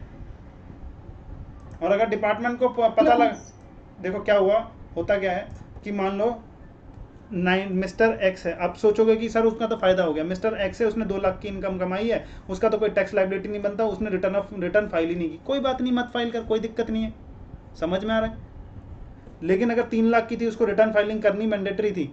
ठीक है, रिटर्न फाइलिंग करनी मैंडेटरी थी, बट उसने नहीं किया, कोई दिक्कत नहीं है। उसने नहीं किया तो करेगा तो फाइल अगर वो करेगा तो उसको पेनल्टी लगेगी। समझ में आ रहा है? नहीं करेगा तो उसे पेनल्टी नहीं लगेगी। लेकिन उसका क्या है, रिटर्न फाइल, यहाँ पर तो उसकी टैक्स लायबिलिटी नील निकलती है, तो गवर्नमेंट भी उसको ज़्यादा स्क्रूटनी में नहीं लेगा। लेकिन हाँ, गवर्नमेंट इसको क्या कह सकता है कि तुम नोटिस भेज के कह सकता है कि तुम अपनी रिटर्न फाइलिंग करो, और रिटर्न फाइलिंग करो तब जाके, यानी कि रिटर्न फाइलिंग जब करने के लिए बोलेगा तब उसको क्या पे करना पड़ेगा? फीस पे करनी पड़ेगी। समझ में आ रहा है या नहीं आ रहा है? लेकिन अगर कोई बंदा ऐसा है उसको 80C to 80U में डिडक्शन चाहिए, देखो मान लो कि यहाँ पे है 5 लाख रुपए का उसका ये था, और उसको 80C to 80 डिडक्शन थी, उसके पास 3 लाख रुपए की डिडक्शन थी, बट इसने रिटर्न फाइलिंग ही नहीं की। रिटर्न फाइलिंग नहीं की तो क्या 80C to 80U का डिडक्शन मिलेगा उसको? वहीं पे हमने चैप्टर में पढ़ा था कि ये तब मिलेगा जब बंदे ने क्लेम किया है। तो बंदे ने क्लेम ही नहीं किया तो उसको नहीं देंगे, तो उसको फिर उसका टैक्स लायबिलिटी इस पे निकालेंगे और इस पे उसको पे करना पड़ेगा टैक्स। अगर तुमने रिटर्न फाइलिंग नहीं की और डिपार्टमेंट का नोटिस आ गया तो ऐसा हो सकता है। समझ में आ रहा है या नहीं आ रहा? Yes sir. देखो, तो इसीलिए रिटर्न फाइलिंग जिसको है वो अपनी रिटर्न फाइलिंग करे, अच्छे से करे। ठीक है, चलो आ जाओ। अब बात करते हैं return of income of charitable trust. Charitable trust मतलब पता ही है तुमको, जैसे मंदिर हो गया, मस्जिद हो गया, स्कूल्स हो गए, वो चैरिटेबल ट्रस्ट वगैरह ट्रस्ट बनाकर उन्होंने वो क्या कर रहे हैं, अपना काम धंधा शुरू कर रहे हैं। समझ में आ रहा है? तो इन लोगों को क्या रिटर्न फाइलिंग करनी जरूरी है? यस, उन लोगों को रिटर्न फाइलिंग तब करनी जरूरी है जब, क्या बोला कि every person who is in receipt of income from property held under the trust के नाम पर प्रॉपर्टी रख रखी है और वहां से वो क्या कमा रहे हैं, इनकम कमा रहे हैं, एंड अदर ऑब्लिगेशन होली और पार्टली फॉर चैरिटेबल और रिलीजियस पर्पस। ठीक है, चैरिटेबल और रिलीजियस पर्पस के लिए है उनका, और income by way of voluntary contribution on behalf of the trust, उनको वॉलंटरी कॉन्ट्रीब्यूशन मिला है, यानी कि मैंने एक ट्रस्ट खोल दिया कि मैं पुअर चिल्ड्रन को क्या करूंगा, पुअर चिल्ड्रन को एजुकेशन दूंगा जब, और उसके लिए मेरे को बाहर से कंट्रीब्यूशन मिल रहा है। अच्छा, कंट्रीब्यूशन तो मिल गया, उसमें क्या होता है कि हमें डिडक्शंस, कुछ एग्जम्पशंस मिलती है, कुछ एग्जम्पशन मिलती है जो कि सेक्शन 11 और 12 की एग्जम्पशंस रहती हैं। अगर इसकी एग्जम्पशन से पहले एग्जम्पशन ना मिली और हमारा जो इसकी एग्जम्पशन से पहले क्या हुआ, एक्सीड करता है हमारा अमाउंट, कि जो इनकम जो है, रिसिप्ट जो है वो एक्सीड करती है किससे, बोलो सर, 2.5 लाख रुपए से, मैक्सिमम लिमिट, ओहो कितने से एक्सीड करती है सर, 2.5 लाख रुपए से अगर एक्सीड करती है तो हमें रिटर्न फाइलिंग करनी जरूरी है। यानी कि सिंपल शब्दों में मैं बताऊं कि ट्रस्ट को कब करनी पड़ेगी, यानी कि 11 और 12 में जो उसको एग्जम्पशन मिलती है उससे पहले अगर 2.5 लाख से ज़्यादा है उसकी इनकम, यानी बेसिक एग्जम्पशन से ज़्यादा है, तो उसको रिटर्न फाइलिंग करनी ज़रूरी है। अच्छा, अगर उसने नहीं की रिटर्न फाइलिंग टाइम पे तो क्या होगा, तो 100 rupees per day during which failure किया है तो उसको उतना चार्ज देना पड़ेगा। समझ में आ रहा है? Yes sir. अच्छा, return of income for charitable trust, ये तो चैरिटेबल ट्रस्ट, अच्छा दोबारा आ गया क्या, दो बार लिख दिया, 2 बार आ गया, ठीक है। यहाँ पे कौन सी बात कर रहा हूँ, पॉलिटिकल पार्टी, पॉलिटिकल पार्टी मतलब बीजेपी, बीजेपी को क्या अपनी रिटर्न फाइल करनी पड़ेगी, पॉलिटिकल पार्टी है वो, क्या उसको रिटर्न फाइल करनी पड़ेगी, यस उसको रिटर्न फाइल करनी पड़ेगी, यानी चीफ एग्जीक्यूटिव ऑफिसर उसकी रिटर्न फाइल करेगा। कब करेगा, ऑफ एनी पॉलिटिकल पार्टी, जब उसकी gross total income before allowing exemption, उनको एग्जम्पशन मिलती है किस में सर, 13A में उनको एग्जम्पशन दी जाती है। कुछ इनकम अगर एक्सीड कर देता है उनका रिसिप्ट कितना, maximum amount not chargeable to tax, यानी 2.5 लाख से ज़्यादा का अगर उनके पास अमाउंट आ जाता है तो उनको रिटर्न फाइलिंग करनी ज़रूरी है, ठीक है। Return of income by a university, colleges वगैरह जितने भी हो गए, क्या उनको रिटर्न फाइलिंग करनी ज़रूरी है, जल्दी बताओ, क्या उनको रिटर्न फाइलिंग करनी ज़रूरी है, क्योंकि वो जो रिसर्च वगैरह में थे या नहीं थे उनकी बात कर रहे हैं। 35(1) उन कॉलेज इंस्टीट्यूशन की required to furnish the return in respect of the income or loss irrespective the size of income, हमेशा हमेशा उनको क्या करनी पड़ेगी सर, रिटर्न फाइल करनी पड़ेगी। ये तो हो गया बस ऐसी फालतू की चीज़ें। अब मैं यहाँ पे क्या बता रहा हूँ, मेन चीज़ सर, रिवाइज रिटर्न, कुछ सुना है रिवाइज रिटर्न के बारे में, बोलो, रिवाइज रिटर्न के बारे में सुना है कुछ सर? रिवाइज कर दिया मतलब समझो क्या हुआ कि एक मिस्टर एक्स था, मिस्टर एक्स ने क्या किया, मिस्टर एक्स ने अपनी रिटर्न फाइल कर दी सर, 30 सितंबर तक उसको फाइल करनी थी, उसने 30 सितंबर तक रिटर्न फाइल कर दी। अब उसको पता चला कि यार मैंने रिटर्न जो फाइल की है उसमें कुछ एरर है, मेरी कुछ इनकम बतानी रह गई है, या फिर मैंने कुछ ज़्यादा इनकम बता दी है, यहाँ पे मेरी इनकम इतनी नहीं थी, या फिर मैंने कुछ एक्सपेंडिचर का क्लेम नहीं लिया है, या फिर मैंने जिस एक्सपेंडिचर का क्लेम लिया है उसको लेना नहीं चाहिए था। तो ऐसी कोई भी एरर हो जाती है और मेरे को बाद में पता लगता है रिटर्न फाइलिंग के बाद, क्या मैं उस रिटर्न को रिवाइज करके दोबारा गवर्नमेंट के पास भेज सकता हूं क्या? यस, आप भेज सकते हो। अच्छा, कौन कौन सी रिटर्न को आप रिवाइज कर सकते हो सर? जो आपने 139 में जो पहले रिटर्न भरी थी ना, सबसे पहले उसको आप, उसमें अगर आपको कोई गलती यानी ओमिशन या फिर रॉन्ग स्टेटमेंट अगर है उसमें, तो आप उसको रिवाइज करके दोबारा फाइलिंग कर सकते हो रिटर्न को, ठीक है। लेकिन और अगर आपने कोई लॉस रिटर्न फाइल किया, लॉस रिटर्न 139(3) में कौन सा था, लॉस रिटर्न फाइल किया था सर, क्या उसको रिवाइज कर सकता हूं? यस, आप उसको भी रिवाइज कर सकते हो। सर मैंने बिलेटेड भरा था, यानी कि मैंने टाइम पर 30 सितंबर तक नहीं भरा था, बट उसके बाद मैंने कोई एक रिटर्न भरी थी, क्या उसको मैं रिवाइज कर सकता हूं क्या? हाँ, उसको भी आप रिवाइज कर सकते हो। क्वेश्चन आ जाएगा, क्या बिलेटेड रिटर्न को रिवाइज किया जा सकता है? यस, रिवाइज किया जा सकता है एज पर सेक्शन 139(5). समझ में आ रहा है या नहीं आ रहा? बोलो। Yes sir. 139(5) में किस किस को रिवाइज किया जा सकता है सर? 139(1) में जो हमने रिटर्न फाइल किया, नॉर्मल रिटर्न, इसको मैं बोलूंगा क्या, नॉर्मल रिटर्न, नॉर्मल रिटर्न, इसको बोलूंगा क्या, लॉस रिटर्न, इसको क्या बोलूंगा, लॉस रिटर्न, इसको बोलूंगा बिलेटेड रिटर्न, जो 139(4) में बिलेटेड रिटर्न। 139(5) कहता है कि इन सभी को हम क्या कर सकते हैं, रिवाइज कर सकते हैं अगर हमें कोई रॉन्ग स्टेटमेंट अगर हमें मिली तो। लेकिन सर इसके लिए भी कोई एक टाइम लिमिट है। टाइम लिमिट क्या है? सेम टाइम लिमिट जो बिलेटेड रिटर्न की टाइम लिमिट है, जो बिलेटेड रिटर्न की टाइम लिमिट है वही टाइम लिमिट है, यानी कि वो इतना ही टाइम लिमिट दिया है कि उस टाइम लिमिट में आप इसको रिवाइज कर लो। समझ में आ रहा है या नहीं आ रहा? कि end of the relevant assessment year or completion of assessment by AO whichever is earlier. Same time limit तक आपको क्या करना है, उसको रिवाइज कर देना है। Sir return can be revise any number of time with in the time limit, उस टाइम लिमिट में कितनी बार भी उसको रिवाइज कर सकता है वो। After completion of assessment revise return shall not be accepted। समझ में आ रहा है? आफ्टर कंप्लीशन ऑफ असेसमेंट, एक बार असेसमेंट कंप्लीट हो गया, यानी कि मान लो कि एगो असेसिंग ऑफिसर ने असेसमेंट आपका कंप्लीट कर दिया और उसको असेसमेंट को कंप्लीट करके बोला कि ये आपका फाइनल है, उसके बाद आप दोबारा रिवाइज नहीं कर सकते हो अपनी रिटर्न को। ओरिजिनल रिटर्न सब कुछ, यानी कि आपने अगर रिटर्न भर दी, सब कुछ आपकी ओरिजिनल रिटर्न की डेट, सब कुछ आपको क्या रिवाइज रिटर्न का लिया जाएगा, लेकिन जो डेट ऑफ फाइलिंग है वो आपकी ओरिजिनल रिटर्न की ली जाएगी। सर मेरे को समझ में नहीं आया, एक बार कुछ बता दो, यहाँ पे मैं बताता हूँ, रुको आ जाओ। देखो 1920 में मेरे को एक कंपनी थी, और एक कंपनी को कब तक भरने का है रिटर्न, बोलो बोलो, ये 1920 है, 30 सितंबर तक उसको भर देने का। समझ में आ रहा है क्या, बोलो। यस सर, 31 मार्च 2021, ये आ गया क्या 20 एंड 21, ठीक है। मान लो अब मैंने क्या बोला कि जो 30 सितंबर तक उसको भर देना चाहिए था रिटर्न, क्या मैंने रिटर्न अगर लेट भरी है तो क्या मैं उसको रिवाइज कर सकता हूं या नहीं कर सकता हूं, जल्दी बताओ, बोलो। क्या मैं उसको रिवाइज कर सकता हूं? यस कर सकता हूं। कहां तक कर सकता हूं मैं उसको रिवाइज? सर यहाँ पर भी रिवाइज कर सकते हो, यहाँ पर भी रिवाइज कर सकते हो, यहाँ पर भी रिवाइज कर सकते हो, यहाँ पे भी रिवाइज कर सकते हो, लेकिन असेसमेंट ईयर के एंड के बाद क्या मैं रिवाइज कर सकता हूँ इसको? ना ना ना, इसको रिवाइज नहीं कर सकता हूँ। क्या सर मैं यहाँ पे कितनी बार भी रिवाइज कर सकता हूँ इस रिटर्न को, जो मैंने भरा है यहाँ पर भरा है, या फिर यहाँ पर मान लो यहाँ पर भरा है, ठीक है, मैंने इसकी इस रिटर्न को क्या कितनी बार भी कर सकता हूँ? यस, कितनी बार भी आप रिवाइज कर सकते हो, but with in time limit. Time limit यहाँ तक है 30 यानी end of the assessment year तक के अंदर अंदर कितनी बार भी आप रिवाइज कर सकते हो। समझ में आ रहा है? अब समझो मैं क्या बोल रहा हूं।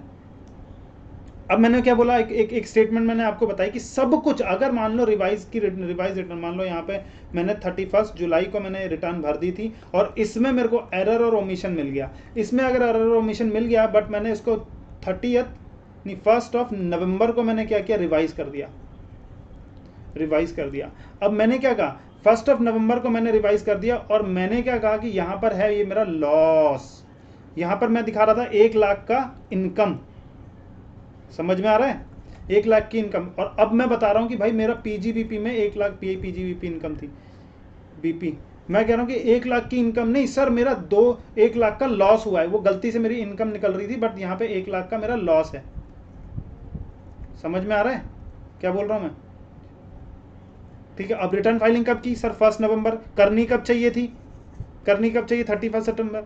तो क्या मैं इसको कैरी फॉरवर्ड कर सकता हूं या नहीं कर सकता हूं, जल्दी बताओ। क्वेश्चन समझ में आ रहा है मेरा? Yes sir. कि मैंने जो जिस रिटर्न में मैंने लॉस दिखाया है उसको तो मैंने 30 सितंबर के बाद फाइल किया है, तो सर क्या मैं इसको आगे कैरी फॉरवर्ड कर सकता हूं या नहीं कर सकता हूं? तो क्वेश्चन इज यस, आप कैरी फॉरवर्ड कर सकते हो, क्योंकि मैंने बोला कि हर चीज जो आप रिवाइज रिटर्न में भरोगे वो हर चीज आपकी रिवाइज रिटर्न की ली जाएगी, लेकिन डेट ऑफ फाइलिंग अगर आपकी बात करेंगे, date of filing of return की बात करेंगे, वो आपकी ओरिजिनल डेट ली जाएगी, विच इज 30 जुलाई। समझ में आ रहा है? माना जाएगा कि आपने 31 जुलाई को ही ये रिटर्न भरी थी और आपने ये लॉस क्लेम किया है, तो एज पर द रूल आपने 30 सितंबर से पहले फाइल कर दिए, तो आपको ये वाला जो लॉस है वो कैरी फॉरवर्ड करने को मिल जाएगा। समझ में आ गया या नहीं आ गया? Yes sir. क्वेश्चन आ जाएगा ऐसी, क्वेश्चन पूछेगा कि भाई 30 जुलाई को उसने रिटर्न भरी थी, उसने रिवाइज कर दिया कब? 1 नवंबर को उसने रिवाइज कर दिया और वहां पर उसने लॉस बुक किया, क्या वो उसको कैरी फॉरवर्ड कर पाएगा? यस, वो कैरी फॉरवर्ड कर पाएगा, क्योंकि वो उसकी जो रिटर्न फाइलिंग की डेट है वो 31 जुलाई तक के है। समझ में आ रहा है? Yes sir. तो इसीलिए हम क्या कहते हैं, हम रेकमेंड क्या करते हैं अपने क्लाइंट्स को, हम कहते हैं कि चलो ठीक है, आपको लग रहा है कि आपको शायद लॉस हो सकता है या कुछ हो सकता है, आपको क्लेम मिल सकता है या कुछ मिल सकता है, एक काम करो 30 सितंबर तक तो आप अपनी रिटर्न पहले ही जमा कर दो। बाद में अगर कुछ होगा तो हम उस रिटर्न को रिवाइज कर देंगे, हमारे पास रिवीजन का टाइम है। समझ में आ रहा है? अगर आपने रिटर्न फाइलिंग लेट में कर दिया और आपका लॉस बाद में बुक करते हो तो आपको फिर कैरी फॉरवर्ड नहीं करने देगा डिपार्टमेंट। तो इससे पहले कि आप पहले ओरिजिनल रिटर्न ऐसी फाइल कर दो बिना इस लॉस को बुक किए, ठीक है, क्योंकि अभी आपके पास प्रूफ नहीं है कुछ भी। जब जैसे ही आपके पास प्रूफ आ जाएंगे तो आप हम उसको रिवाइज कर देंगे। समझ में आ गया या नहीं आ गया? Yes sir. देखो अब ये क्या बोलता है, नेक्स्ट कॉन्सेप्ट, डिफेक्टिव रिटर्न, यानी कि कौन सी रिटर्न है ये? डिफेक्टिव रिटर्न, सेक्शन 139(9) क्या बोलता है? डिफेक्टिव रिटर्न के बारे में बात करता है। वो कहता है कि if assessee has not filed the return of income as per the prescribe form और प्रेस्क्राइब मैनर में। उसने बोला कि प्रेस्क्राइब फॉर्म और प्रेस्क्राइब मैनर में अगर आपने फॉर्म निकाल रखे हैं कि किसमें कौन सा बंदा रिटर्न भरेगा, अगर उसने गलत फॉर्म में रिटर्न भर दी या फिर जो मैनर बताया था वो उस मैनर में उसने रिटर्न नहीं भरी, जैसे कि मान लो वो बोलता है कि अगर आपको एग्जेम्पशन चाहिए तो उसका आपको प्रूफ लगाना पड़ेगा रिटर्न फाइलिंग के लिए, उसको प्रूफ लगाना पड़ेगा आपको। समझ में आ रहा है क्या बोल रहा हूं मैं? आपने आपका टैक्स ऑडिट हुआ है तो टैक्स ऑडिट की रिपोर्ट आपको अटैच करनी पड़ेगी रिटर्न ऑफ इनकम के साथ, बट आपने टैक्स ऑडिट की रिपोर्ट को नहीं उसके साथ अटैच किया, तो आपने जो रिटर्न भरी है उसको हम डिफेक्टिव रिटर्न का नाम देंगे। हम बोलेंगे कि वो डिफेक्टिव रिटर्न है अंडर सेक्शन 139(9). ठीक है, अगर आपका डिफेक्टिव रिटर्न है तो क्या करेगा एओ, क्या करेगा, आपको 15 आपके पास नोटिस भेजेगा और आपको 15 दिन का टाइम देगा कि भाई उसको रेक्टिफाई कर लो विद इन दी 15 दिन। ठीक है, with in the given period of time, 15 दिन के अंदर। लेकिन अगर 15 दिन के अंदर उसने रेक्टिफाई नहीं किया, 15 दिन के अंदर वो रेक्टिफाई करने के लिए देगा, अगर रेक्टिफाई नहीं किया तो रिटर्न शैल बी इनवैलिड मान लिया जाएगा। मान लिया जाएगा कि उस असेसी ने रिटर्न भरी ही नहीं है। समझ में आ रहा है? और अगर उस असेसी ने रिटर्न भरी ही नहीं है तो फिर जो प्रोविजंस उस पर लगेंगे तो वो अलग लगेंगे। समझ में आ रहा है? जो प्रोविजन ऐसे बंदे पे लगते हैं जो कि रिटर्न फाइल ही नहीं करता है एट ऑल। समझ में आ रहा है? Yes sir. रिटर्न नहीं रेक्टिफाई किया तो उसको मान लिया जाएगा कि उसने रिटर्न भरी ही नहीं एट ऑल, इनवैलिड रिटर्न मान लिया जाएगा और and shall be treated as invalid return. और फिर उसका क्या एओ कंडोन कर सकता है, माफी कर सकता है, माफी दे सकता है उसको, कंडोन दी डिले कर सकता है। यस, डिले दे सकता है if defect is rectified before the completion of assessment, यानी कि डिफेक्ट को रेक्टिफाई कर लिया है, 15 दिन में रेक्टिफाई कर लिया है उसने, ठीक है, और या फिर 15 दिन में रेक्टिफाई नहीं किया बट वो असेसमेंट चल रहा है, अब असेसिंग ऑफिसर उसका असेसमेंट कर रहा है, लेकिन उसने असेसमेंट खत्म करने से पहले ही क्या कर दिया, उसने उस चीज को रेक्टिफाई करके रिटर्न फाइलिंग कर दी, तो उसको फिर वैलिड मान लिया जाएगा, कंडोन कर दिया जा सकता है, ये एओ के ऊपर है। ठीक है, and if return is not signed properly but authorise person by the authorise person. देखो रिटर्न ऑफ इनकम को पहले क्या होता है ना, वेरीफाई किया जाता है। मैंने रिटर्न ऑफ, जैसे रितिका ने अपनी रिटर्न भरी तो रितिका इंडिविजुअल है, तो इंडिविजुअल वो क्या करेगी, अपने साइन खुद से करेगी। यहाँ पे वो कहेगी कि मैंने जो इनकम बताई है, यहाँ पे जैसे मैंने इनकम बताई, सैलरी से मैंने इतना कमाया, इनकम हाउस प्रॉपर्टी से इतना कमाया, कैपिटल गेन से इतना कमाया, तो these all information are in true and fair view. ठीक है, ट्रू एंड फेयर व्यू में मैंने पूरा का पूरा सब कुछ बताया है, और उसको फिर वो वेरीफाई करेगा, यानी कि साइन वाइन करेगी, उसको साइन वाइन करने के बाद उसको वेरीफाई करेगी। ठीक है, तो ऑथराइज पर्सन उसको साइन करेगा। ऑथराइज पर्सन इंडिविजुअल के केस में कौन है, खुद रितिका। वो कहेगी कि मैंने ये अपने पूरे होश और आवाज में बता रही हूँ कि ये चीजें मैंने इनकम कमाई है। ठीक है, अगर उसने नहीं किया, साइन प्रॉपरली नहीं, तो क्या वो इनवैलिड, तो वो डिफेक्टिव रिटर्न बन जाएगा, तो उसको क्या बोलेंगे, it shall be invalid return not defective return. उसको इनवैलिड मान लिया जाएगा, डिफेक्टिव नहीं मानेंगे उसको। समझ में आ गया? Yes sir. चैप्टर खत्म होने जा रहा है, 2-3 चीजें बची है, बिल्कुल ही आसान सी, कोई इसमें बात है नहीं कुछ पढ़ने की। ठीक है, देखो tax return preparer. Tax return preparer का मतलब क्या हुआ, अब आपको रिटर्न भरनी है और रितिका कहती है मेरे को तो नॉलेज ही नहीं रिटर्न की। अरे मुझे तो नॉलेज ही नहीं कि कैसे कैसे हमें इन्फॉर्मेशन देनी है या कैसे कैसे करनी है, आप कर लोगे क्या? नहीं। रितिका कहती है तो डिपार्टमेंट कहता है कि हमने, रुक जाओ, चिंता मत करो, हमने कुछ लोग लगा रखे हैं जिसको बोलते हैं टीआरपीज, यानी टैक्स रिटर्न प्रिपेयरर्स। कुछ लोग ऐसे लगा रखे हैं, tax return preparers, a person selected by the department for filing the ROI. ROI को फाइल करने के लिए। क्या वो सभी की फाइलिंग करेंगे? नहीं सर, वो सिर्फ लोअर इनकम जिनकी होती है ना, उनको फाइल करने के लिए वो सुविधा दे रखी है, किसने, डिपार्टमेंट ने दे रखी है। तो टीआरपी, अगर मान लो आपकी रिटर्न भरते हैं, मान लो कौन है, रितिका अपनी रिटर्न भरवाती है किससे, टीआरपी से, तो क्या उसको पेमेंट किसको करनी पड़ेगी, क्या टीआरपी को उसमें पेमेंट करनी पड़ेगी? नहीं, इसको पेमेंट करेगा डिपार्टमेंट।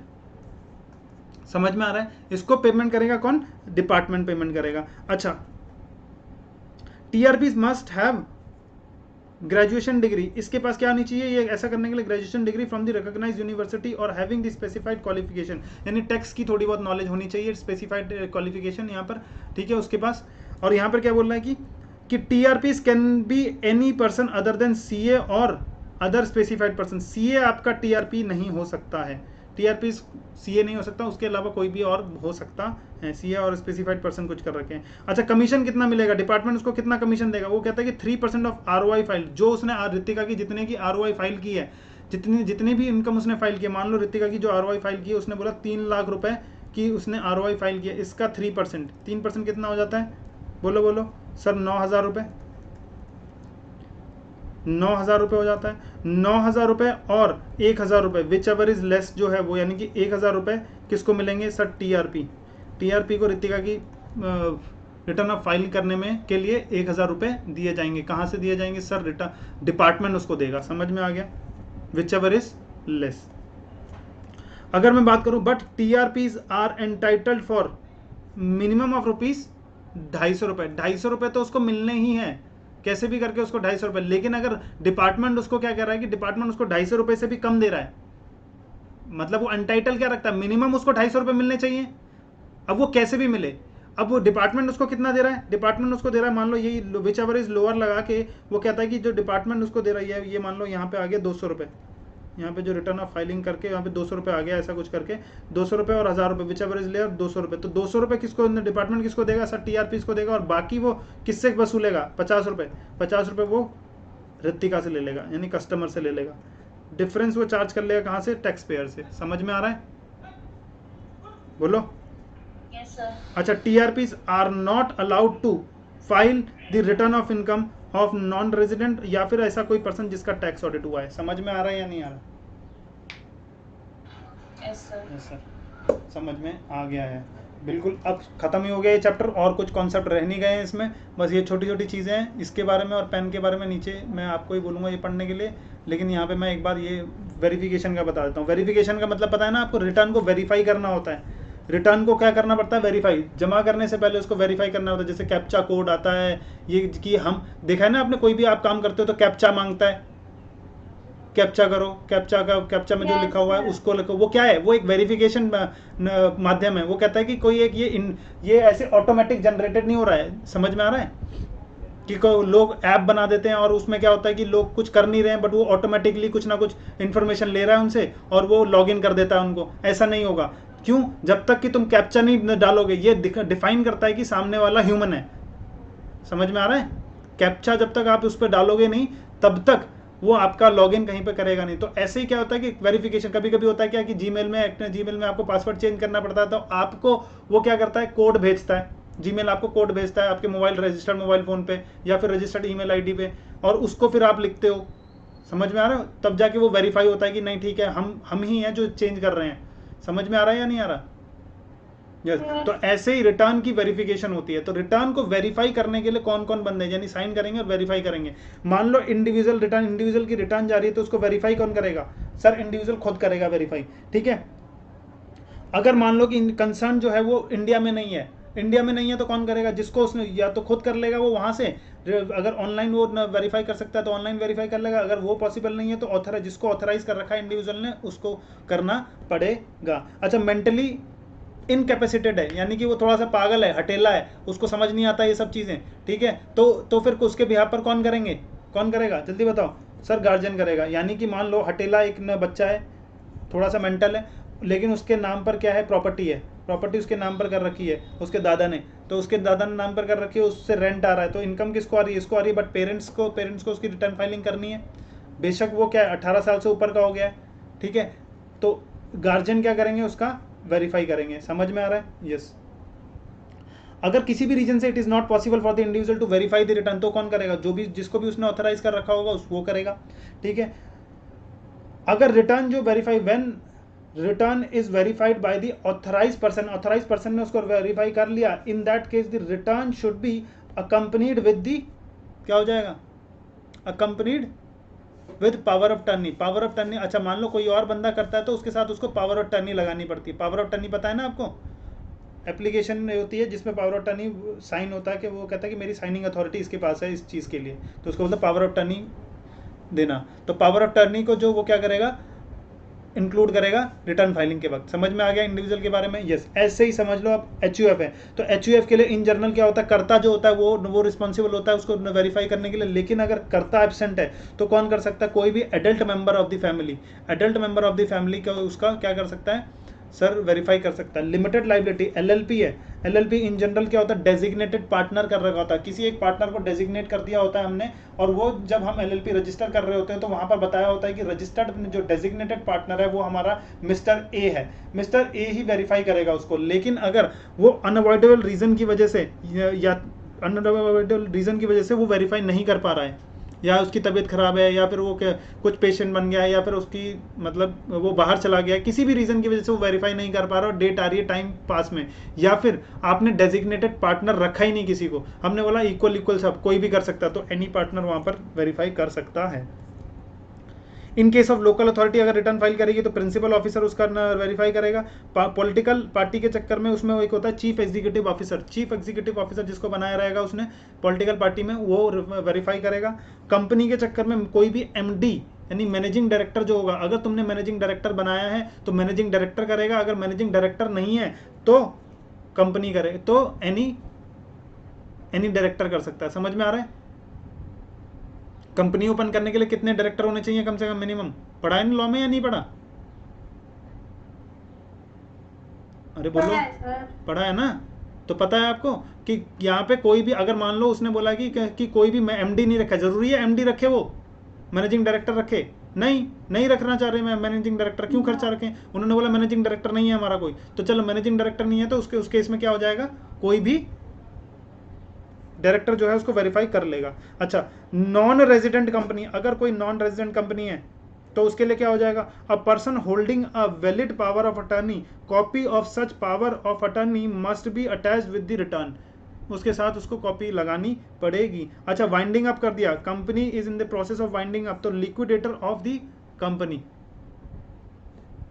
वाइंडिंग अप में चल रहा तो उसका जो लिक्विडेटर होगा वो फाइल करेगा, ठीक है, वो वेरीफाई करेगा। अच्छा, मान लो कि मैनेजमेंट हाथ में ले लिया किसने, सेंट्रल गवर्नमेंट और स्टेट गवर्नमेंट ने किसी एक कंपनी का हाथ में ले लिया अपना मैनेजमेंट, यानी कि वो कह रहा है कि भाई इसमें पब्लिक सेक्टर का पैसा लगा हुआ है और ये जो काम कर रही है वो ढंग से नहीं कर रही, तो हम ऑर्डर निकाल रहे हैं कि हम मैनेजमेंट करेंगे इसका। मैनेजमेंट किसने ले लिया सर, सेंट्रल गवर्नमेंट या फिर स्टेट गवर्नमेंट ने, तो उसका जो प्रिंसिपल ऑफिसर है वो करेगा। एनी अदर एसोसिएशन है तो मेंबर कर सकता है, या फिर उसका प्रिंसिपल ऑफिसर कर सकता है, या फिर अदर केस में क्या कौन हो गया, जो भी कॉम्पिटेंट है to act on its behalf, तो वो कर सकता है वेरीफाई रिटर्न को। समझ में आ गया?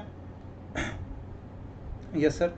अब समझो क्या है, रिटर्न ऑफ इनकम भरने के लिए हमें क्या चाहिए होता है, पैन नंबर चाहिए होता है या नहीं चाहिए? जो पैन आप बनाते हो, परमानेंट अकाउंट नंबर, वो किसकी अथॉरिटी के अंदर बनता है बताओ? कौन बनाता है आपका परमानेंट अकाउंट नंबर? पैन है आप में से किसी का?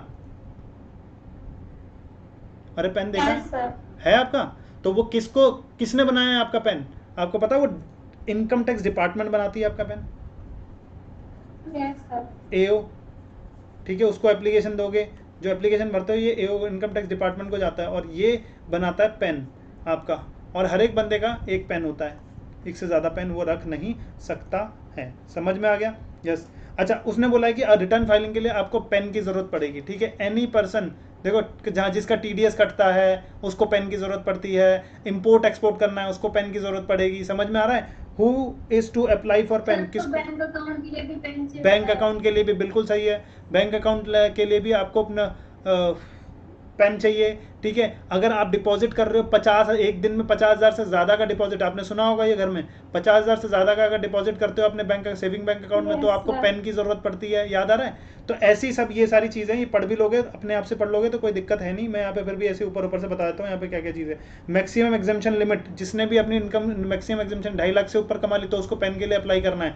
और यहाँ पर दे रखा है कि पेन के लिए कब तक अप्लाई करना है, लास्ट डेट दे रखी है on or before the 30th में, क्योंकि 31 जुलाई तक तो आपको क्या करना है, 31 जुलाई में तो आपको अपनी रिटर्न भरनी है, तो 30th मई तक आप अप्लाई कर दो ताकि आपका 31 जुलाई तक आपके पास आ जाए पेन, और पेन आ जाएगा तो आप अपनी रिटर्न फाइलिंग कर दोगे। समझ में आ रहा है? तो ये सारी चीज़ें पढ़ लोगे तो समझ में आ जाएगा, ठीक है। कि अगर कोई फाउंडर है या चीफ एग्जीक्यूटिव ऑफिसर है तो उन लोगों को आप उनको क्या करना है, वो ट्रांजैक्शन प्रेस्क्राइब ट्रांजैक्शन में एंटर कर देंगे। अच्छा, प्रेस्क्राइब ट्रांजैक्शन बोले तो एग्रीगेट, जैसे 2.5 लाख से ऊपर का कोई ट्रांजैक्शन कर रहे हो फाइनेंशियल ट्रांजैक्शन, तो भी आपको पेन की जरूरत होगी। और पेन कब तक लेना है आपको? 30 मई तक, ठीक है। ऐसे ही यहाँ पे सारी चीज़ें पढ़ लोगे तो समझ में आ जाएगा। किसी का टीडीएस कटना होता है तो जब टीडीएस कटना होता है तो उसको पेन की जरूरत होती नहीं होती, बताया ना मैंने, पेन देना पड़ेगा सामने वाले को, वरना वो हायर रेट से आपका टीडीएस काट लेगा। और आपको क्लेम करना है तो वो पेन तो होना चाहिए आपके पास, क्योंकि तब वो जमा किसके पेन पे करेगा। समझ में आ रहा है? यस। इंपोर्ट एक्सपोर्ट करना है तो आपको पेन की जरूरत है। अच्छा, जीएसटी में रजिस्ट्रेशन करना है तो पेन की जरूरत है कि नहीं? जीएसटी तो है ही पेन बेस्ड, जीएसटी तो पेन बेस्ड ही मिलता है, तो उसके लिए भी आपको ये करना पड़ेगा। अच्छा, पेनल्टी लगेगी अगर ऐसा नहीं किया तो। कितने की पेनल्टी? 10,000 तक की पेनल्टी लगेगी। किस लिए? अगर आपने पेन के लिए अप्लाई नहीं किया टाइम पर, या फिर आपने जहां पर पेन कोट करना था डॉक्यूमेंट्स में, आपने डॉक्यूमेंट में पेन कोट नहीं किया, तो 10,000 तक की आपकी पेनल्टी लग सकती है। वॉलंटरी एप्लीकेशन क्या भर सकते हो आप, इनमें कवर नहीं होते तो क्या आप पेन बनवा सकते हो? यस, बनवा सकते हो, कोई प्रॉब्लम वाली बात, कोई प्रॉब्लमेटिक नहीं है। अच्छा, सुओ मोटो क्या एओ असेसिंग ऑफिसर क्या आपका पेन बना सकता है जबरदस्ती आपका? हाँ, जबरदस्ती बना सकता है, अगर उसको कोई कलेक्शन लेनी पड़ती है तो। अगर वो देखता है कि सेंट्रल गवर्नमेंट की कोई अगर कोई कलेक्शन है तो वो आपसे लेनी है और आपसे रिटर्न फाइल करवानी है, तो आपका पेन नंबर वो बना सकता है। असेसिंग ऑफिसर आपका पेन नंबर कंपल्सरली बना सकता है, उसके पास पावर है। इंपॉर्टेंस ऑफ पेन भाई पढ़ लो, ये वाला अपने आप ही पता लग जाएगा तुमको। पेन और आधार नंबर कोड करना पड़ता है हमें किस किस चीज़ के लिए? All is return anywhere, any correspondence हमें डॉक्यूमेंट्स अगर देने हैं तो उसमें इनकम टैक्स अथॉरिटी को हमें पेन देना पड़ता है। अच्छा, ये सारी चीज़ें करनी पड़ती है। यहाँ पर क्या बोला इसने कि नंबर, पेन और Aadhaar number must be quoted in the documents pertaining to the certain prescribe. कौन कौन सी चीज़ें हैं, कौन कौन सी ऐसी ट्रांजेक्शन है, जैसे मैंने बताया कौन सा बैंक ओपन करना है तुमने अकाउंट, जो अभी किसने बोला, इशिता ने बोला कि बैंक में जाके हमें ओपन करना है अपना अकाउंट, तो तुम्हें इतने पेन की जरूरत होगी, तो यहाँ पे वो लिखा हुआ है, वही चीज़ें लिखी हुई है। मोटर व्हीकल आप परचेज करना चाहते हो तो आपको पेन की जरूरत पड़ेगी, बिना पेन के आपको मोटर व्हीकल नहीं बेच सकते वो लोग, ठीक है। Credit card debit card issue करना है तो आपको मोटर व्हीकल आपको पैन कार्ड चाहिए। अच्छा, ओपनिंग ऑफ डीमेट अकाउंट अगर आपको खोलना है तो आपको वो चाहिए, ठीक है। कैश अगर आपने एक्सीडिंग पेमेंट करनी है होटल में जाकर कैश 50,000 से ज़्यादा के पेमेंट करनी है एक बिल पर, तो फिर आपको क्या इन वन टाइम तो आपको पेन नंबर देना पड़ेगा। समझ में आ रहा है? पेन नंबर देना पड़ेगा वहाँ पर। और ये पेन नंबर क्यों मंगवाता है, क्यों कंपलसरी कर रखा है? ट्रैक करने के लिए कि बंदा 50,000 तक का होटल में जाके कैश पे कर रहा है, ब्लैक मनी को रोकने के लिए, ठीक है। ऐसा करते हैं कि जो सामने वाला बंदा है वो एक्सेप्ट ही नहीं करेगा आपकी पेमेंट विदाउट पेन। अगर विदाउट पेन उसने किया तो उस पर पेनल्टी वगैरह, पेनल्टी प्रोसिक्यूशन वगैरह सारी लग जाएगी। समझ में आ रहा है? तो इसीलिए वो कहेगा कि 50,000 तक की पेमेंट करनी है अगर आपको, तो आपको पेन देना पड़ेगा सर, ठीक है। कैश में नहीं हो सकती। कैश डिपॉजिट अगर कर रहे हो 50,000 तक in connection with foreign country वगैरह ट्रैवल के चक्कर में, तो ये सारी चीज़ें हैं, आप पढ़ लोगे तो समझ में आ जाएगा। इसमें पढ़ाने लायक ऐसा कुछ है नहीं, ठीक है। ये भी हो गया। पेन और आधार नंबर ऑन टीडीएस और टीसीएस सर्टिफिकेट बोला ही है। टीडीएस और टीसीएस सर्टिफिकेट के लिए आपको पेन की ज़रूरत पड़ती है, पता ही है। पूरा प्रोसीजर मैंने लास्ट वाली वीडियो में बता दिया है, आप वो लास्ट वाली वीडियो देखोगे तो समझ में आ जाएगा। अच्छा, अदर पॉइंट्स वगैरह जो अदर पॉइंट्स है ये पढ़ लेना, ये सारा समझ में आ जाएगा आपको, कुछ ऐसा है नहीं। अच्छा, कोटिंग ऑफ आधार नंबर को कोट करना है आपको, ये वाला एक बार मैं पढ़ा देता हूँ तुम्हें। नहीं, यानी कि आधार नंबर का क्या है, देखो अब मैंडेटरी हो गया क्या कि जब भी आपको रिटर्न फाइलिंग करनी है तो आपको पैन कार्ड के साथ अपना आधार लिंक करना पड़ेगा, तभी जाके आप रिटर्न फाइलिंग कर सकते हो, ठीक है। यानी every person who is eligible to obtain Aadhaar number shall quote the obtain the Aadhaar number shall code the Aadhaar number उसको क्या करना पड़ेगा, जो कि एलिजिबल है आधार नंबर के लिए। एलिजिबल कौन है आधार नंबर के लिए? 18 साल से ऊपर का बंदा, या फिर उससे नीचे भी आधार नंबर के लिए वैलिड है, आधार उसका भी बनता है। बोलो, सिटीजन ऑफ इंडिया का आधार बनता है ना? अरे आधार इसमें 18 साल से ऊपर है या 18 साल से नीचे है, कोई फर्क पड़ता है क्या? आधार नंबर सर, इस आधार नंबर तो भाई सिटीजन ऑफ इंडिया का बनता है, ठीक है। लेकिन और क्या नाम है, अगर मैं बोलूँ voter ID is different thing. Voter ID जो है वो 18 साल से ऊपर वाले बंदे का बनेगा, क्योंकि उसी को मत देने का अधिकार है, ठीक है, हमारे कॉन्स्टिट्यूशन के हिसाब से। अच्छा, कोट करेगा अगर जो भी एलिजिबल बंदा है, यानी एलिजिबल बंदा मान लो सिटीजन है इंडिया का, तो उसको कोट करना पड़ेगा अपना Aadhaar number in the application form of allotment of PAN card. PAN card बनाने के लिए उसको अपना आधार नंबर देना पड़ेगा, और या फिर अपना रिटर्न ऑफ इनकम भरता है तो उसको अपना आधार नंबर भी देना पड़ेगा, कोट करना पड़ेगा। समझ में आ रहा है? Where the person does not possess any Aadhaar number, अगर उसके पास नहीं है आधार नंबर तो एनरोलमेंट आईडी मतलब जब हम एक्नॉलेजमेंट मिलता है ना, एनरोलमेंट आईडी, जब आपने आपका आधार कार्ड बना होगा तो आपको ऐसा कुछ रिसीव करके मिला होगा, फोटो यहाँ पे लगी होगी, ऐसा करके लिखा होगा यहाँ पे एनरोलमेंट आईडी करके, ठीक है, तो वो आईडी डालनी पड़ेगी आपको, वो उसके आधार की जगह वो वाली आईडी डालनी पड़ेगी, ठीक है, कि अभी अभी हमने अप्लाई किया तो ये वाला ले लो। Every person who has been allotted, जिसको अलॉट कर दिया गया है पेन बिफोर 1/7/2017 से पहले, and who is eligible to obtain Aadhaar number, और जिसको और जो कि एलिजिबल है आधार नंबर के लिए भी एलिजिबल है, shall intimate his Aadhaar number to such authority on or before the specified date. कौन सा है? 20/3/2020 से नहीं, 31/3/2020 से पहले आपको आधार नंबर दे देना है डिपार्टमेंट को। जब आप अपना अकाउंट खोलोगे वहाँ पे रिटर्न फाइलिंग के लिए, तो आपको वहाँ पे आधार नंबर भी दे देना है, ठीक है। In case of failure to intimate the Aadhaar number, the PAN allotted to the person shall be made, क्या हो जाएगा यहाँ पे?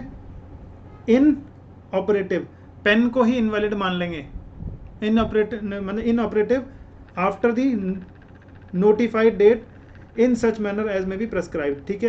and the provision of this section shall not apply to notified persons और states और notified person को वो apply नहीं करेगा। चैप्टर हो जाता है यहाँ पे बिल्कुल ही खत्म। ये बिल्कुल ही आसान चीज़ है, आप यहाँ पे रीड आउट कर लेना इसको।